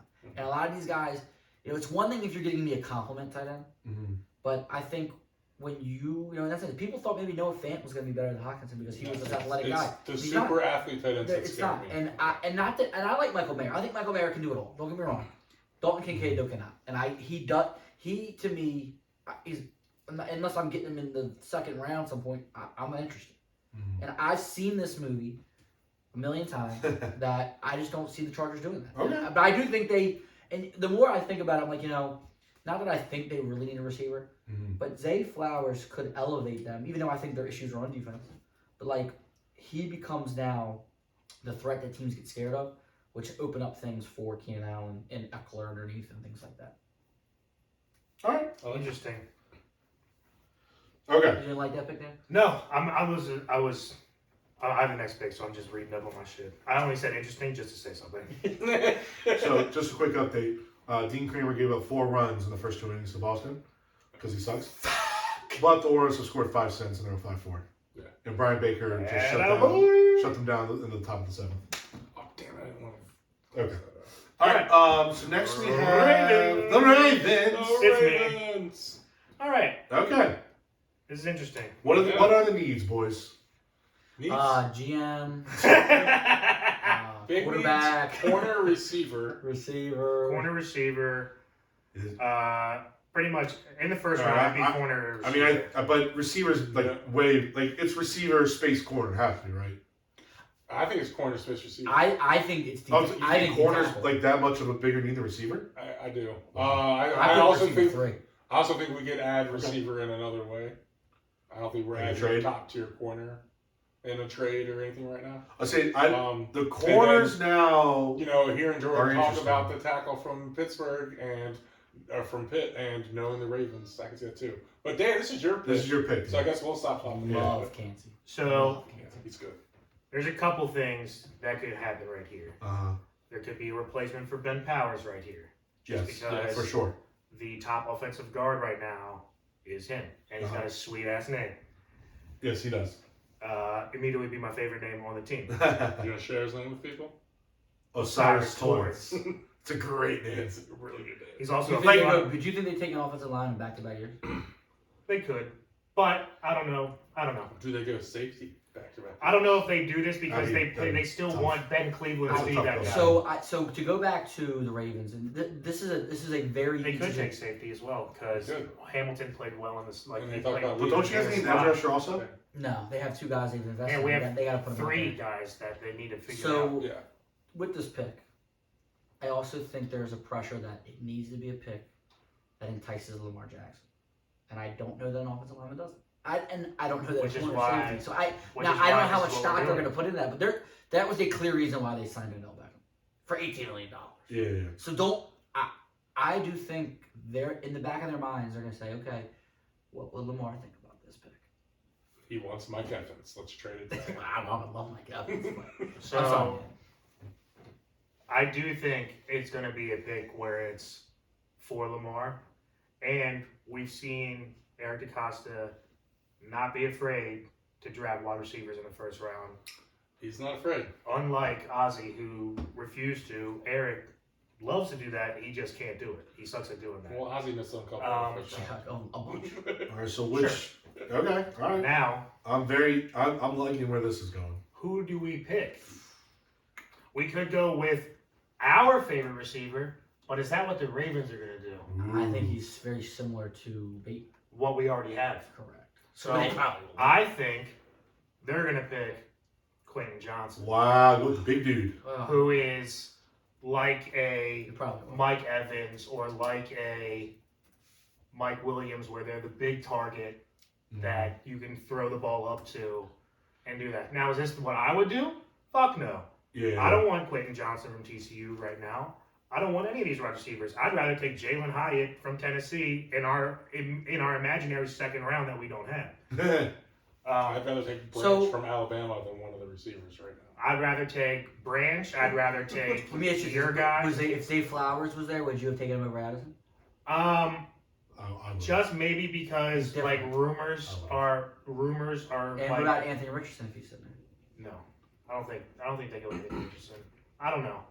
I think that's He's freaking wild. the entire story of this, the entire arc of this story, as they've always tried to like make Lamar happy. I think doing that would be nail in the coffin. I'll say this. Why did we even go and pay Odell $15 million Right. if we're gonna just No, I know. make him mad? You know what I mean? I know Quinn Johnson's been kind of beat up since the season ended, but if you watch TCU He was play all dominant. fall, he was. Like, he got open all of the Yes. time and made big plays. Like, he was their main dude on the team that went to the national championship. Like, there is some value in just production and tape. Like, the guy did good things. He So, destroyed if- Michigan in that playoff. I mean, literally, like, but it's just It was- sometimes people and fans and GMs, they overthink things, Yeah. and this guy's done nothing but fall on draft boards. Yeah. But like if you look at mock drafts during the year, he's like a top 10, top 15 pick. Now he's questionable first round, late first round in our draft. Like, I think he September can through play. I really do. I don't think he can be. I don't think he's going to be like an elite receiver, but I think he can be a very good NFL receiver. I think there's a skill set there. September through November, Quinn Johnson, to your point, was the first receiver taken off the board. Everything mock we look draft. at. Yeah, early on. JSN was way back. Right. Because he had missed the whole year. Mixed. Yeah. What? So let me ask you this then, Ben. Yeah. If you had this pick, based upon how our board is, who would you take for the Ravens? Just only because we're Ravens. Of you, like you, not what the Ravens are going to do. I want to hear what you would take too. Oh, you, Clint. Who? I'd give you another guy I would take outside him. That is tough. Cansey would be interesting. Cansey would be very interesting. I think I'm going Keely Ringo just because no one can tackle in our team, and I want someone who tackles, and Ringo is one of the surest tacklers in this corner group. You go in front of you? You can go in front of me. I'd go. So a guy that I've read a lot about, and he's starting to climb, is Emmanuel Forbes, the cornerback from Mississippi. He's so small, though. He's I know that. 160 I know pounds. But He he can was like cover. all He's 9 like- picks. Yeah. Like, He had like 5 of them were like for six, touchdowns. 6 pick sixes. Yeah.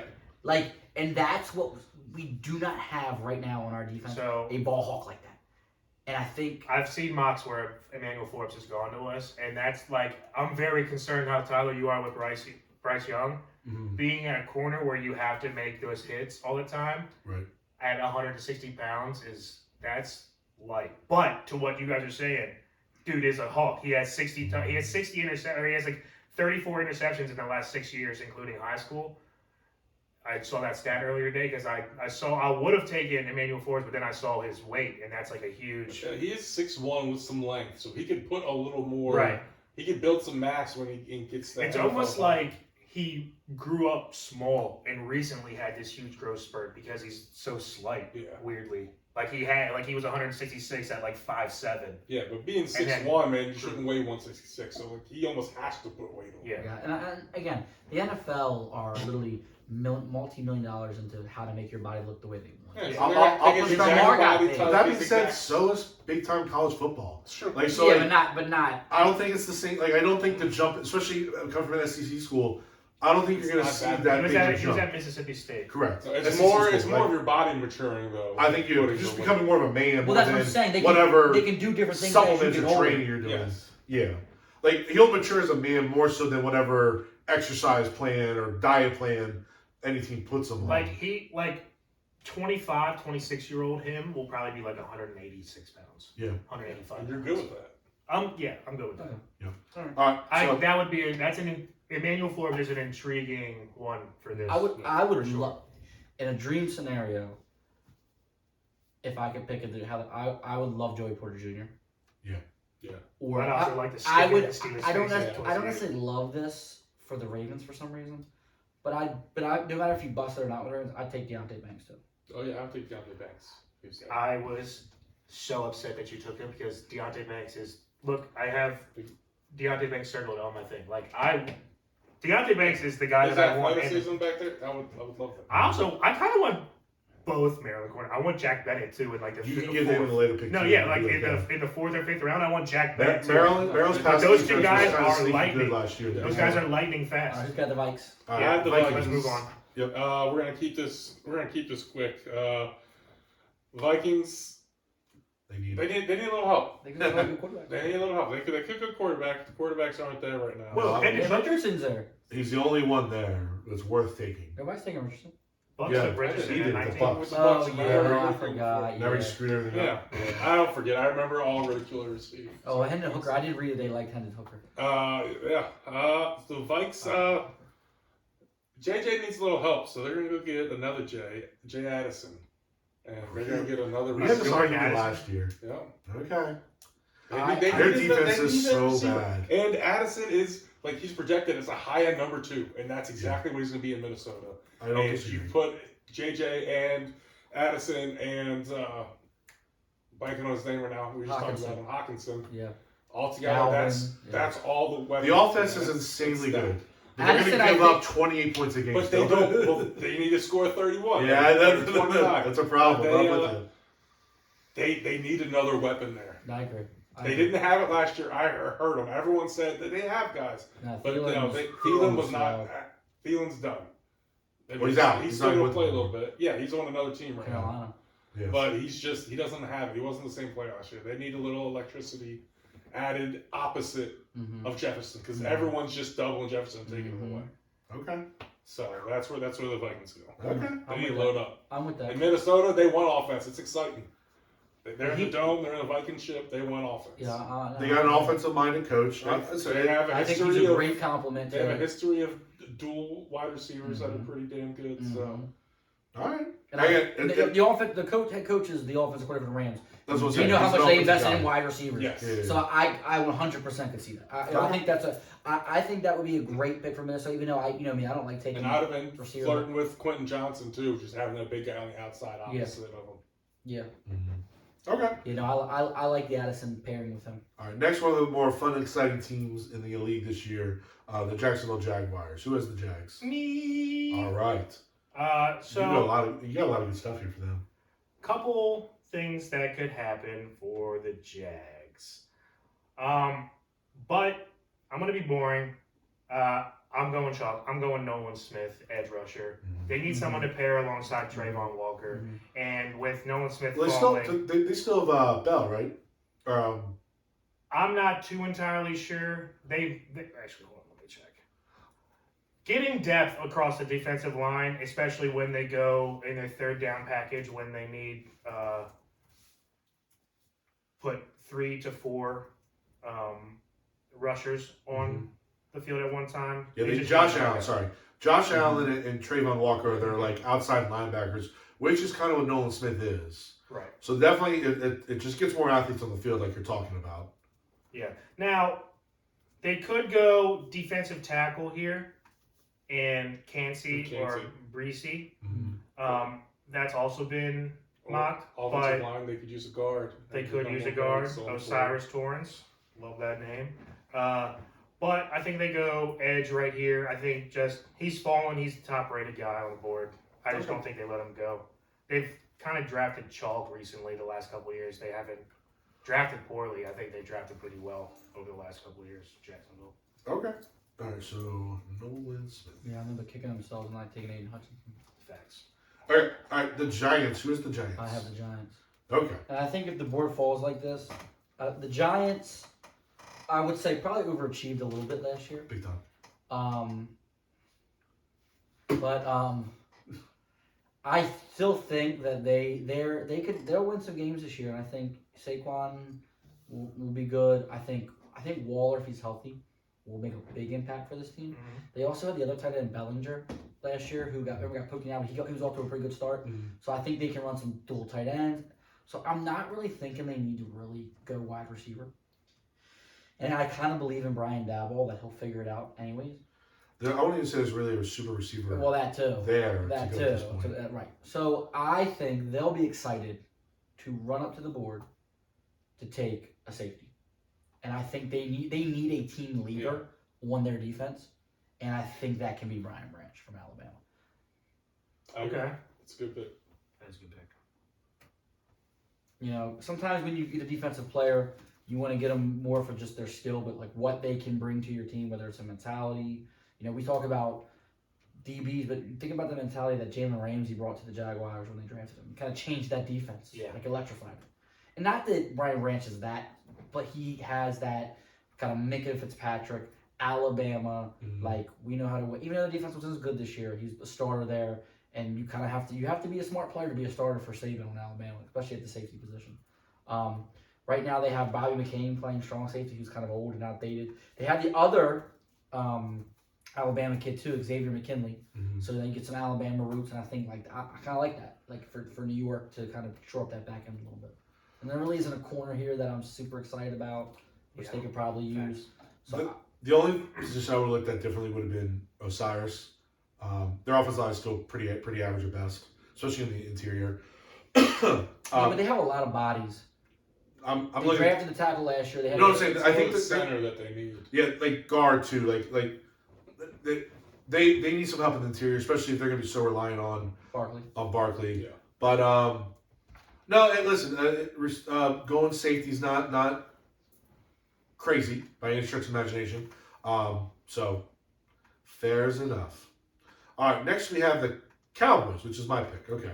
All right, so we wanted to give you your favorite team. I appreciate it. So if I'm the Cowboys, again, I'm kind of looking at I spent a lot. One thing we did invest in this offseason was getting some glamorous positions. We traded for Brandon Cooks and we traded for Gilmore from the Colts. We got a corner, we got a receiver, we got a number 2 corner, number 2 receiver. Those are 2 big needs for the Cowboys. So now you look at replacing Zeke. If this would be kind of, again, if Bijan made it this far down, would have been very hard for them to not take him here. I do think they need to look at the offensive line and the defensive line. They need to shore up those 2 things to help Dak out and to help out the back end, especially in the run defense. But I do think when you lose McGovern, who's one of their starting guards, Dak's not good enough to just to stand in the pocket. He needs time. He needs pieces around him. They've already done it, like got another receiver. I think they shore up the offensive line with him still being there. I've mentioned him a couple different times, but I think they have to go Osiris Torrance if he's there. He's their immediately starting guard. He might be their second best offensive lineman, especially when you look at some of their tackles aging a little bit. But I just think they need to get better up front and have an injection of youth. So I'm going to go Osiris Torrance with this pick. Nice. I mean, Dak went to.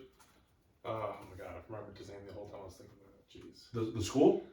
No, sorry. Dak went to the tight end Dalton Schultz a lot last year, and he's in Houston now. Right. Do they look at Kincaid here? I think they look at him. I just think they are a franchise that has invested in linemen over the years. Yeah. It's now time for that second wave of investment to start because some of the guys have aged out, and I think they go there. The other thing with Schultz was he was a little bit better of a blocker, so they could line him up. Like Kincaid, as Jordan's mentioned, he's right. He is a pure Y. Like he's more a Gesicki type, which they brought in already. I'm pretty sure Gesicki signed with New England. That's who it was. So now that'd be one spot they might look at. I just think knowing what they want to do, they're gonna try to be great up front and go that route. But there's a conversation for sure. All right. So next we have the Bills. The Bills. This is tough. There's a lot of good players here for the Bills to take.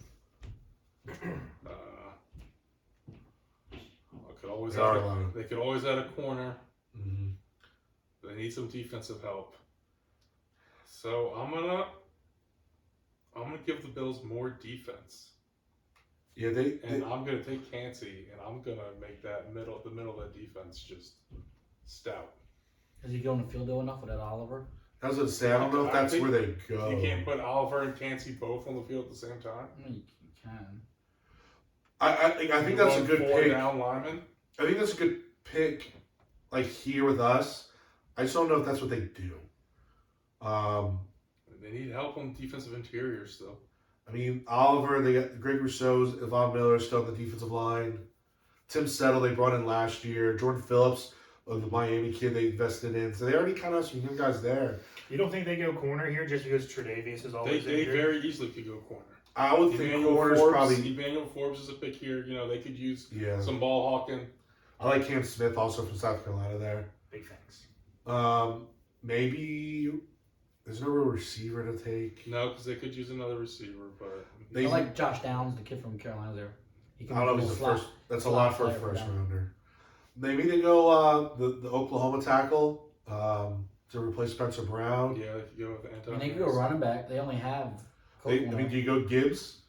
It I mean, could that's go not- Gibbs. no, but they signed Damien Harris. He's You know, down he's here very on good. my board, and Gibbs, is getting a lot of comp to playing on everyone's names. New Orleans running back Kamara. Kamara, and it's really going to help out their offense. They need to do something, but I don't know if I trust any running back in their offense. It seems like no matter who they have, they don't really use them that much anyway. Mm-hmm. So sure, I'll go Emmanuel Forbes. I'll switch it up. Okay.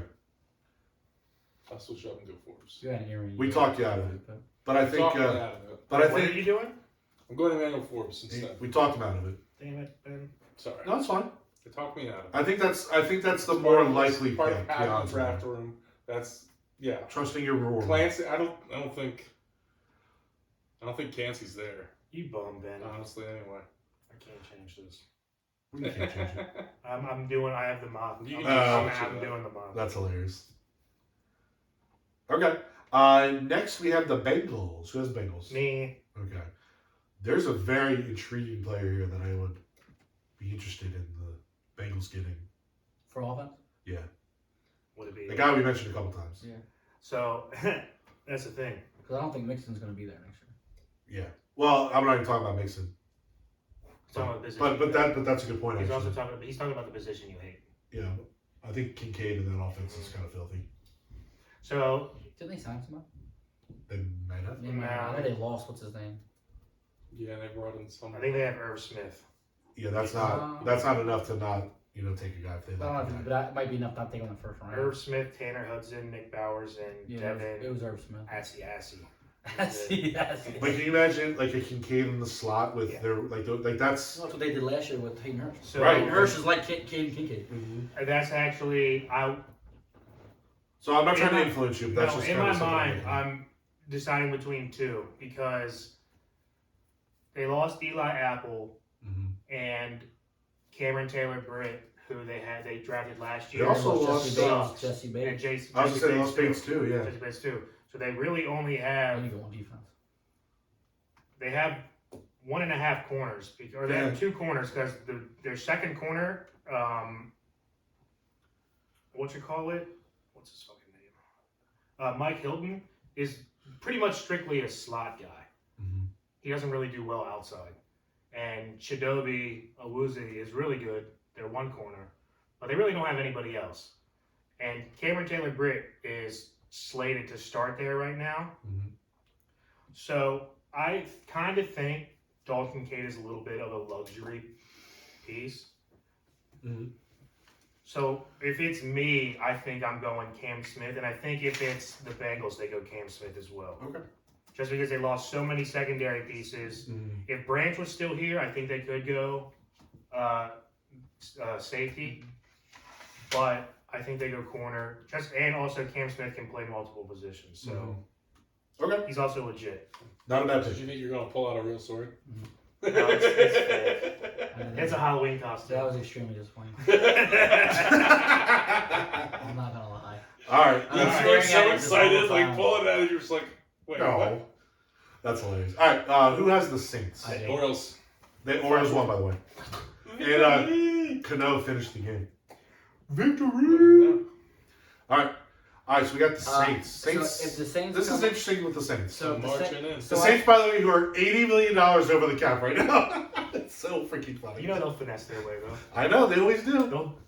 They'll cartwheel their way. Well, in. they will. this is where now I get to take the guy I wanted to take before, and I'm gonna take Ooh. Kansas right here. So do you think they take Kansas, or do you just want to like? No, I think they do. Their defensive line, they're no tackles. I couldn't. I don't know if Kansas makes it this far. So Kansas and Emmanuel Forbes are switched in this board, so just let everybody know. Okay. Because Kansas was taken at 27 with the Bills, and Really, now wasn't it? Forbes, because he said it first. I was too quick on the trigger. Jump the gun. Yeah, I think they take Kansas to help shore up their defensive line. I can see the Ravens taking Kansas too. Like if they don't do what I think they're gonna do, and then What they they do what gonna we're do? gonna do, I think I know what they're gonna do. That they think what I want to do. That they know that they know that I know that they a know. little reverse psychology. See, that's what it is. Quentin Johnson's a little reverse psychology. I'm trying to reverse Did you psychology. get the Rashad Bateman pick left, right? Yeah, I did. Yeah, it is. Fucker. I could see Stop picking. like if they go defensive tackle, that's fine. I could also see them doing Gibbs in a preemptive move to replace Kamara. So I saw that, but you have Dennis Allen. He's going to want to put that defense together. Or go offensive line because their offensive line It's can use some older. work. It's getting older, yes. Um, But I also think they paid what's his name a lot of money that they're gonna try to improve that defense. Carr, they paid Carr a decent amount. decent amount, yeah. And he's got, at first I thought maybe a receiver, but Michael Thomas apparently is going to be ready to go, and apparently he's been working out with Carr. You have Olave, and then I thought maybe Kincaid here, but they had he caught a bunch of touchdowns last year. The kid from like Jawan Johnson. Yes. And then they used the other kid, the quarterback kid, to play tight end and do some funky things. Taysom. So I think offensively they have enough to get by. Their defense was a little bit leaky on the ground last year and compared to years past. And so I think if they can get themselves a defensive tackle to kind of help settle that down, that'll help. Okay. All right. Cool. All right. So the next is the Eagles, who I have. So I have both Eagles picks, which is nice again. I mentioned in my first kind of dialogue about how they need to have a nice infusion of talent on both sides of the ball, on the trenches, both sides of the trenches. They're just a little bit older in those areas. They're definitely been the strength of the teams over the years past. Safety is also a big need because when you lose Johnson to the Lions, so Brian Branch is theirs. If he falls that far, I think that's who they pick, just to kind of get them an immediate starter because they are kind of a win now mode, especially when you look at the age of the roster. But since Branch isn't there, there's not another kind of secondary guy that I love. I'm going to go, again, getting more youth into the defensive line, looking kind of my years after Fletcher Cox. I'm going with Brian Breezy from Clemson. So Breezy was a consensus top 10 pick going into this year. He had kind of a rough year. He was a little beat up. His sister passed away from cancer. He is a local guy, actually. He went to Damascus High School. Did he lose weight? He lost a little bit of weight. He's a little bit on the smaller side.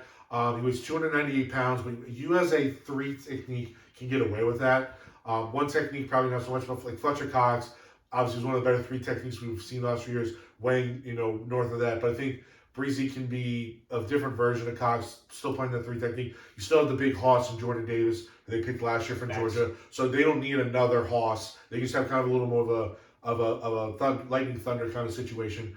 I think Brian Breezy will actually be a steal for the Eagles in this late. I think he's better than a late round pick. I just think he just had kind of a shitty year last year again with injuries and his sister passing away. That's tough on anybody. He also seems like that whole situation seemed like he lost mentally. He lost. It took him out of everything. Correct. Yeah. He also because I've just watched him play locally in college. He has a fuck you mentality. Yeah. He definitely is a dog, and I think he will fit in very well with that city and that environment. And I think again, I hate to say this as a Commanders fan, that would be a great pick for the Eagles, and that would. Yeah, he definitely exudes Philly. For sure, he's a Philly. Yeah, absolutely. All right, now we go to the last pick, the Chiefs. Who has the Chiefs? All right, I have the Chiefs. Okay. Finishing this off, I think the Chiefs, they have a few needs here and there, but they are the Super Bowl champions. Facts. I think the number one most important thing, though, is protecting Patrick Mahomes. And they have to get offensive linemen here. They did lose Zeus Jr. They also lost Wiley. Commander signed him, so they lost both tackles. But they signed Cam Robinson or something. They did get they got Juwan something from. I thought they got a good guy. Yeah, they got the left tackle, solid Jags. left tackle. Oh, tackle's still a need though. Yes, it is. They need a right tackle right now. The kid from Alabama is probably the best rated guy on the board. So. Oklahoma. Is it Oklahoma? Yeah. And Harrison. Harrison, thank you. Yeah, My sheet just to reset. It's probably the best one, but I'm going to go here with. You pick another Ohio State guy, I'm gonna punch you right in the I am picking another Ohio State guy. Dewan. No, Dewan's not. Jones. Come on, man. He's an absolute mountain. He's just big. He's not that good. And I would not have placed him here, but I have seen him mocked to the Chiefs on multiple sites. Okay. So I'm going to say Dewan Jones. He's an absolute mountain. He is a big dude. He's 6'9", 376 pounds. Yeah, I mean, you might be right. He's Orlando Brown, but on the right side. Right. I do think Anton Harrison is a better prospect. Yes. But I do think they stick with that position. There's a couple edge guys on the board they can go with. They want, but I think if it's sitting here with these guys, they're going to take an offensive lineman. I think they have to. Because you look at, unless they go corner, you kind of would be reaching with a corner at this point. You're looking at probably Ringo as the next corner available. There's a few edge guys. I don't think they're going to go Trent Smith as an outside linebacker doesn't seem right. Gibbs probably not. They don't need the running back. So yeah. So I think positions right. I don't agree with your name per se, Ben, but I do think you're right about the position. Yeah, like they're going to take whatever tackle they like the best. Kansas City, though, is also one of them teams where they always take the guy you don't expect at the position. They you do, expect. or someone just Philly falls does and that they too. sneak in and Philly grab will him. do it too. Is they'll take a guy at a position you think you got they've done that with linebackers before. Like Kansas City will definitely take a guy you don't expect. Yeah, he's going to fit their system, give their guy the most protection. We'll see. But that's what I'm going to go with. Why not end it with an Ohio State player? Okay. Why not? That's right. All right. Fair enough. All right, boys. This was our quickest draft ever. Fuck yeah, baby. I mean, what? It only took us hour 45 to get through all 32 teams. We've Not been 2 hours. recording for 2:45, and But we have about 45 minutes of bullshit. Yeah, that's what I'm saying. We have a lot of cut out. About 2 hours. Yeah, so it was about 2 hours. That's great. Like we said, That's beautiful. we crushed it. All right. Cool. Do we have any other kind of No, notes? Ben Ben's sucks. is the worst one. Yeah. That's too That's funny. cool. I won the Keanu Reeves draft. Hold on, go back. So, I don't have to win the NFL draft. what pick do we think screwed the whole thing up though for everybody? If we look at it though, real quick, what was the worst pick, and that's what kind of set everything off. I think we kind of cruised through the top 5. Well, if Kansas goes to the Bills, you guys have to buy me a shot that night. Though. I'll get an earring. I don't want you to get it. Bijan at 8. Don't copy my thing. No, I don't think that's what screwed it No, I up. didn't screw anything. Stroud up. at the Colts, kind of. Yeah. If they don't do that, like Then if they it's go Will Levis, the Stroud thing becomes very interesting. Yeah, where does Of he a go team then? that maybe doesn't want or need, like you look like the Falcons. You look at the Raiders. Maybe they That's don't go it. into it and thinking they want a quarterback, but if Stroud's there, do they pull the trigger? That's Bro, the Raiders. It's Jackson Smith. Or even the Raiders, same Maybe situation. McDaniel loves Stroud. Right? Maybe like the Raiders oh, and Falcons, they don't love, you know what I mean? So they pull the trigger real quick. Because rumors were Raiders were trying to move up in this draft. Correct. So. I also look at Ben's pick with the Titans. I was Taking going to say Jackson Jackson Oh Smith. yeah, that could Smith. definitely That was shake things that up. was where it all fucked. that gets very dicey. Also, Ben's pick with the Bucks. Anthony So Richardson. all yeah. Ben's picks. Yeah, Anthony wait till all Richardson of my picks are right. the Anthony Richardson thing is, I don't think anybody has any clue at all. No one knows. It just depends what team. Honestly, it could be loves very him. Lamar-esque where someone trades up to 31, 32 to Right. get Richardson. Did you just run it all down? I did, yes. I had everything going. I think Joey Porter Jr. goes way too early in our draft. Though. Well, with the board Yeah, and all the the mocks I've seen, he's fallen a little He bit. is Yeah, I don't think New England, I don't think he fits the mold of what New England wants. big physical corner. Nah. I mean, I've if actually that's, heard they might rumors go. I think corner's a need for sure. I agree. So then they might They go also Banks. are very good at getting guys in the second, third round and turning them into all pros, and then getting them paid, and then letting them walk out the door. If they don't do Porter, then they go like offensive line. You know what I Yeah, mean? we kind of went light on the offensive line. I think we went big names, and we could have taken a few more offensive linemen that kind of fell. Oh, you took the. I do think it's going to be interesting if these quarterbacks drop how far. I mean, we have them going down. I don't know that those 4 guys are going to make it as collectively as low as we put them. True. Team, sort of trade Someone's trading up. Normal years, someone trades up to get those guys. And Yeah. I do think Houston will pass. Indy's not passing on one. Vegas and Atlanta become interesting because Yes. they're looking at it like, well, maybe we probably didn't even have a shot to get Stroud. That's what I'm trying to say. Like if the reports are true with Colts loving Levis and Stroud falls, that What if becomes Levis, very but interesting. Levis falls, and some of these teams might like Levis more than But Stroud. I don't know. think Stroud is a bigger question mark for fall. Why? Like people want to be as surprised as Levis falling as Stroud falling is what I'm trying to get at. Yeah. So I think that would cause more chaos with Stroud Right, calling, right. which then cause people to do things maybe they're not aware of. The or biggest maybe they thing plan is on, if Will Anderson goes number 2, which I feel which very I confident. feel confident as well. Yeah. The Cardinals, who are they trading this pick for? Who's Two, trading up who's to trading get Stroud? I saw a mock Yeah, where get they a traded quarterback. back and then took Robinson. Bijan. Yeah. The Cardinals? Yeah. Okay. It's not a. I mean, Have fun. why not? They got named Trade back, get more Yeah. picks, get Dijon. God bless you, but whatever. So, all right. Do we have anything else? Let's wrap it up. Let's wrap it up. So, I want to first give a big shout out for Jordan for driving all the way down from Parrot Hall Shout out, to JD. join us for the Time mock out from draft. his family. Yeah, time away from the Join our family. family. that being said, Shell Ojo weekend, so you know. Well, It's not. It's Oh, going that's true. You're right. Let's To not start catch in on tallying that. things back up. Fair enough. Fair enough. Sorry, Shell. You're right.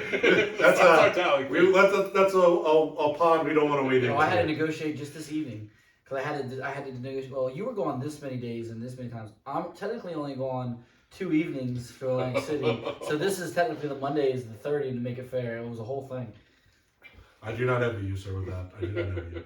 But anyway, again, we do appreciate you coming down, especially for the mock episode, which is one of our favorite episodes of the year. Woo! So that being said, fans, please give us a like, share, and follow on all of our social media stuff. You can find us on Facebook, Instagram, and Twitter. We are also now on YouTube. Please subscribe to that as well. Please tell your friends and family about us. We are slowly gaining more followers. We need more though, especially if we want to accomplish things we want to accomplish. The more the better. We're starting to develop some nice professional relationships, but again, the more we have, the more it helps us. Then we can give you guys better stuff. It's a circle jerk for everyone. That works. A chair works for Ben. That's right. We need a chair for Ben. So on that note, we're going to get on out of here. For signing out, this is your boy T.Wade, Benjamin Augustus, DannyMatt. and Jordan. and And Jordan. And Jordan, the rookie. Keep living the dream. Peace.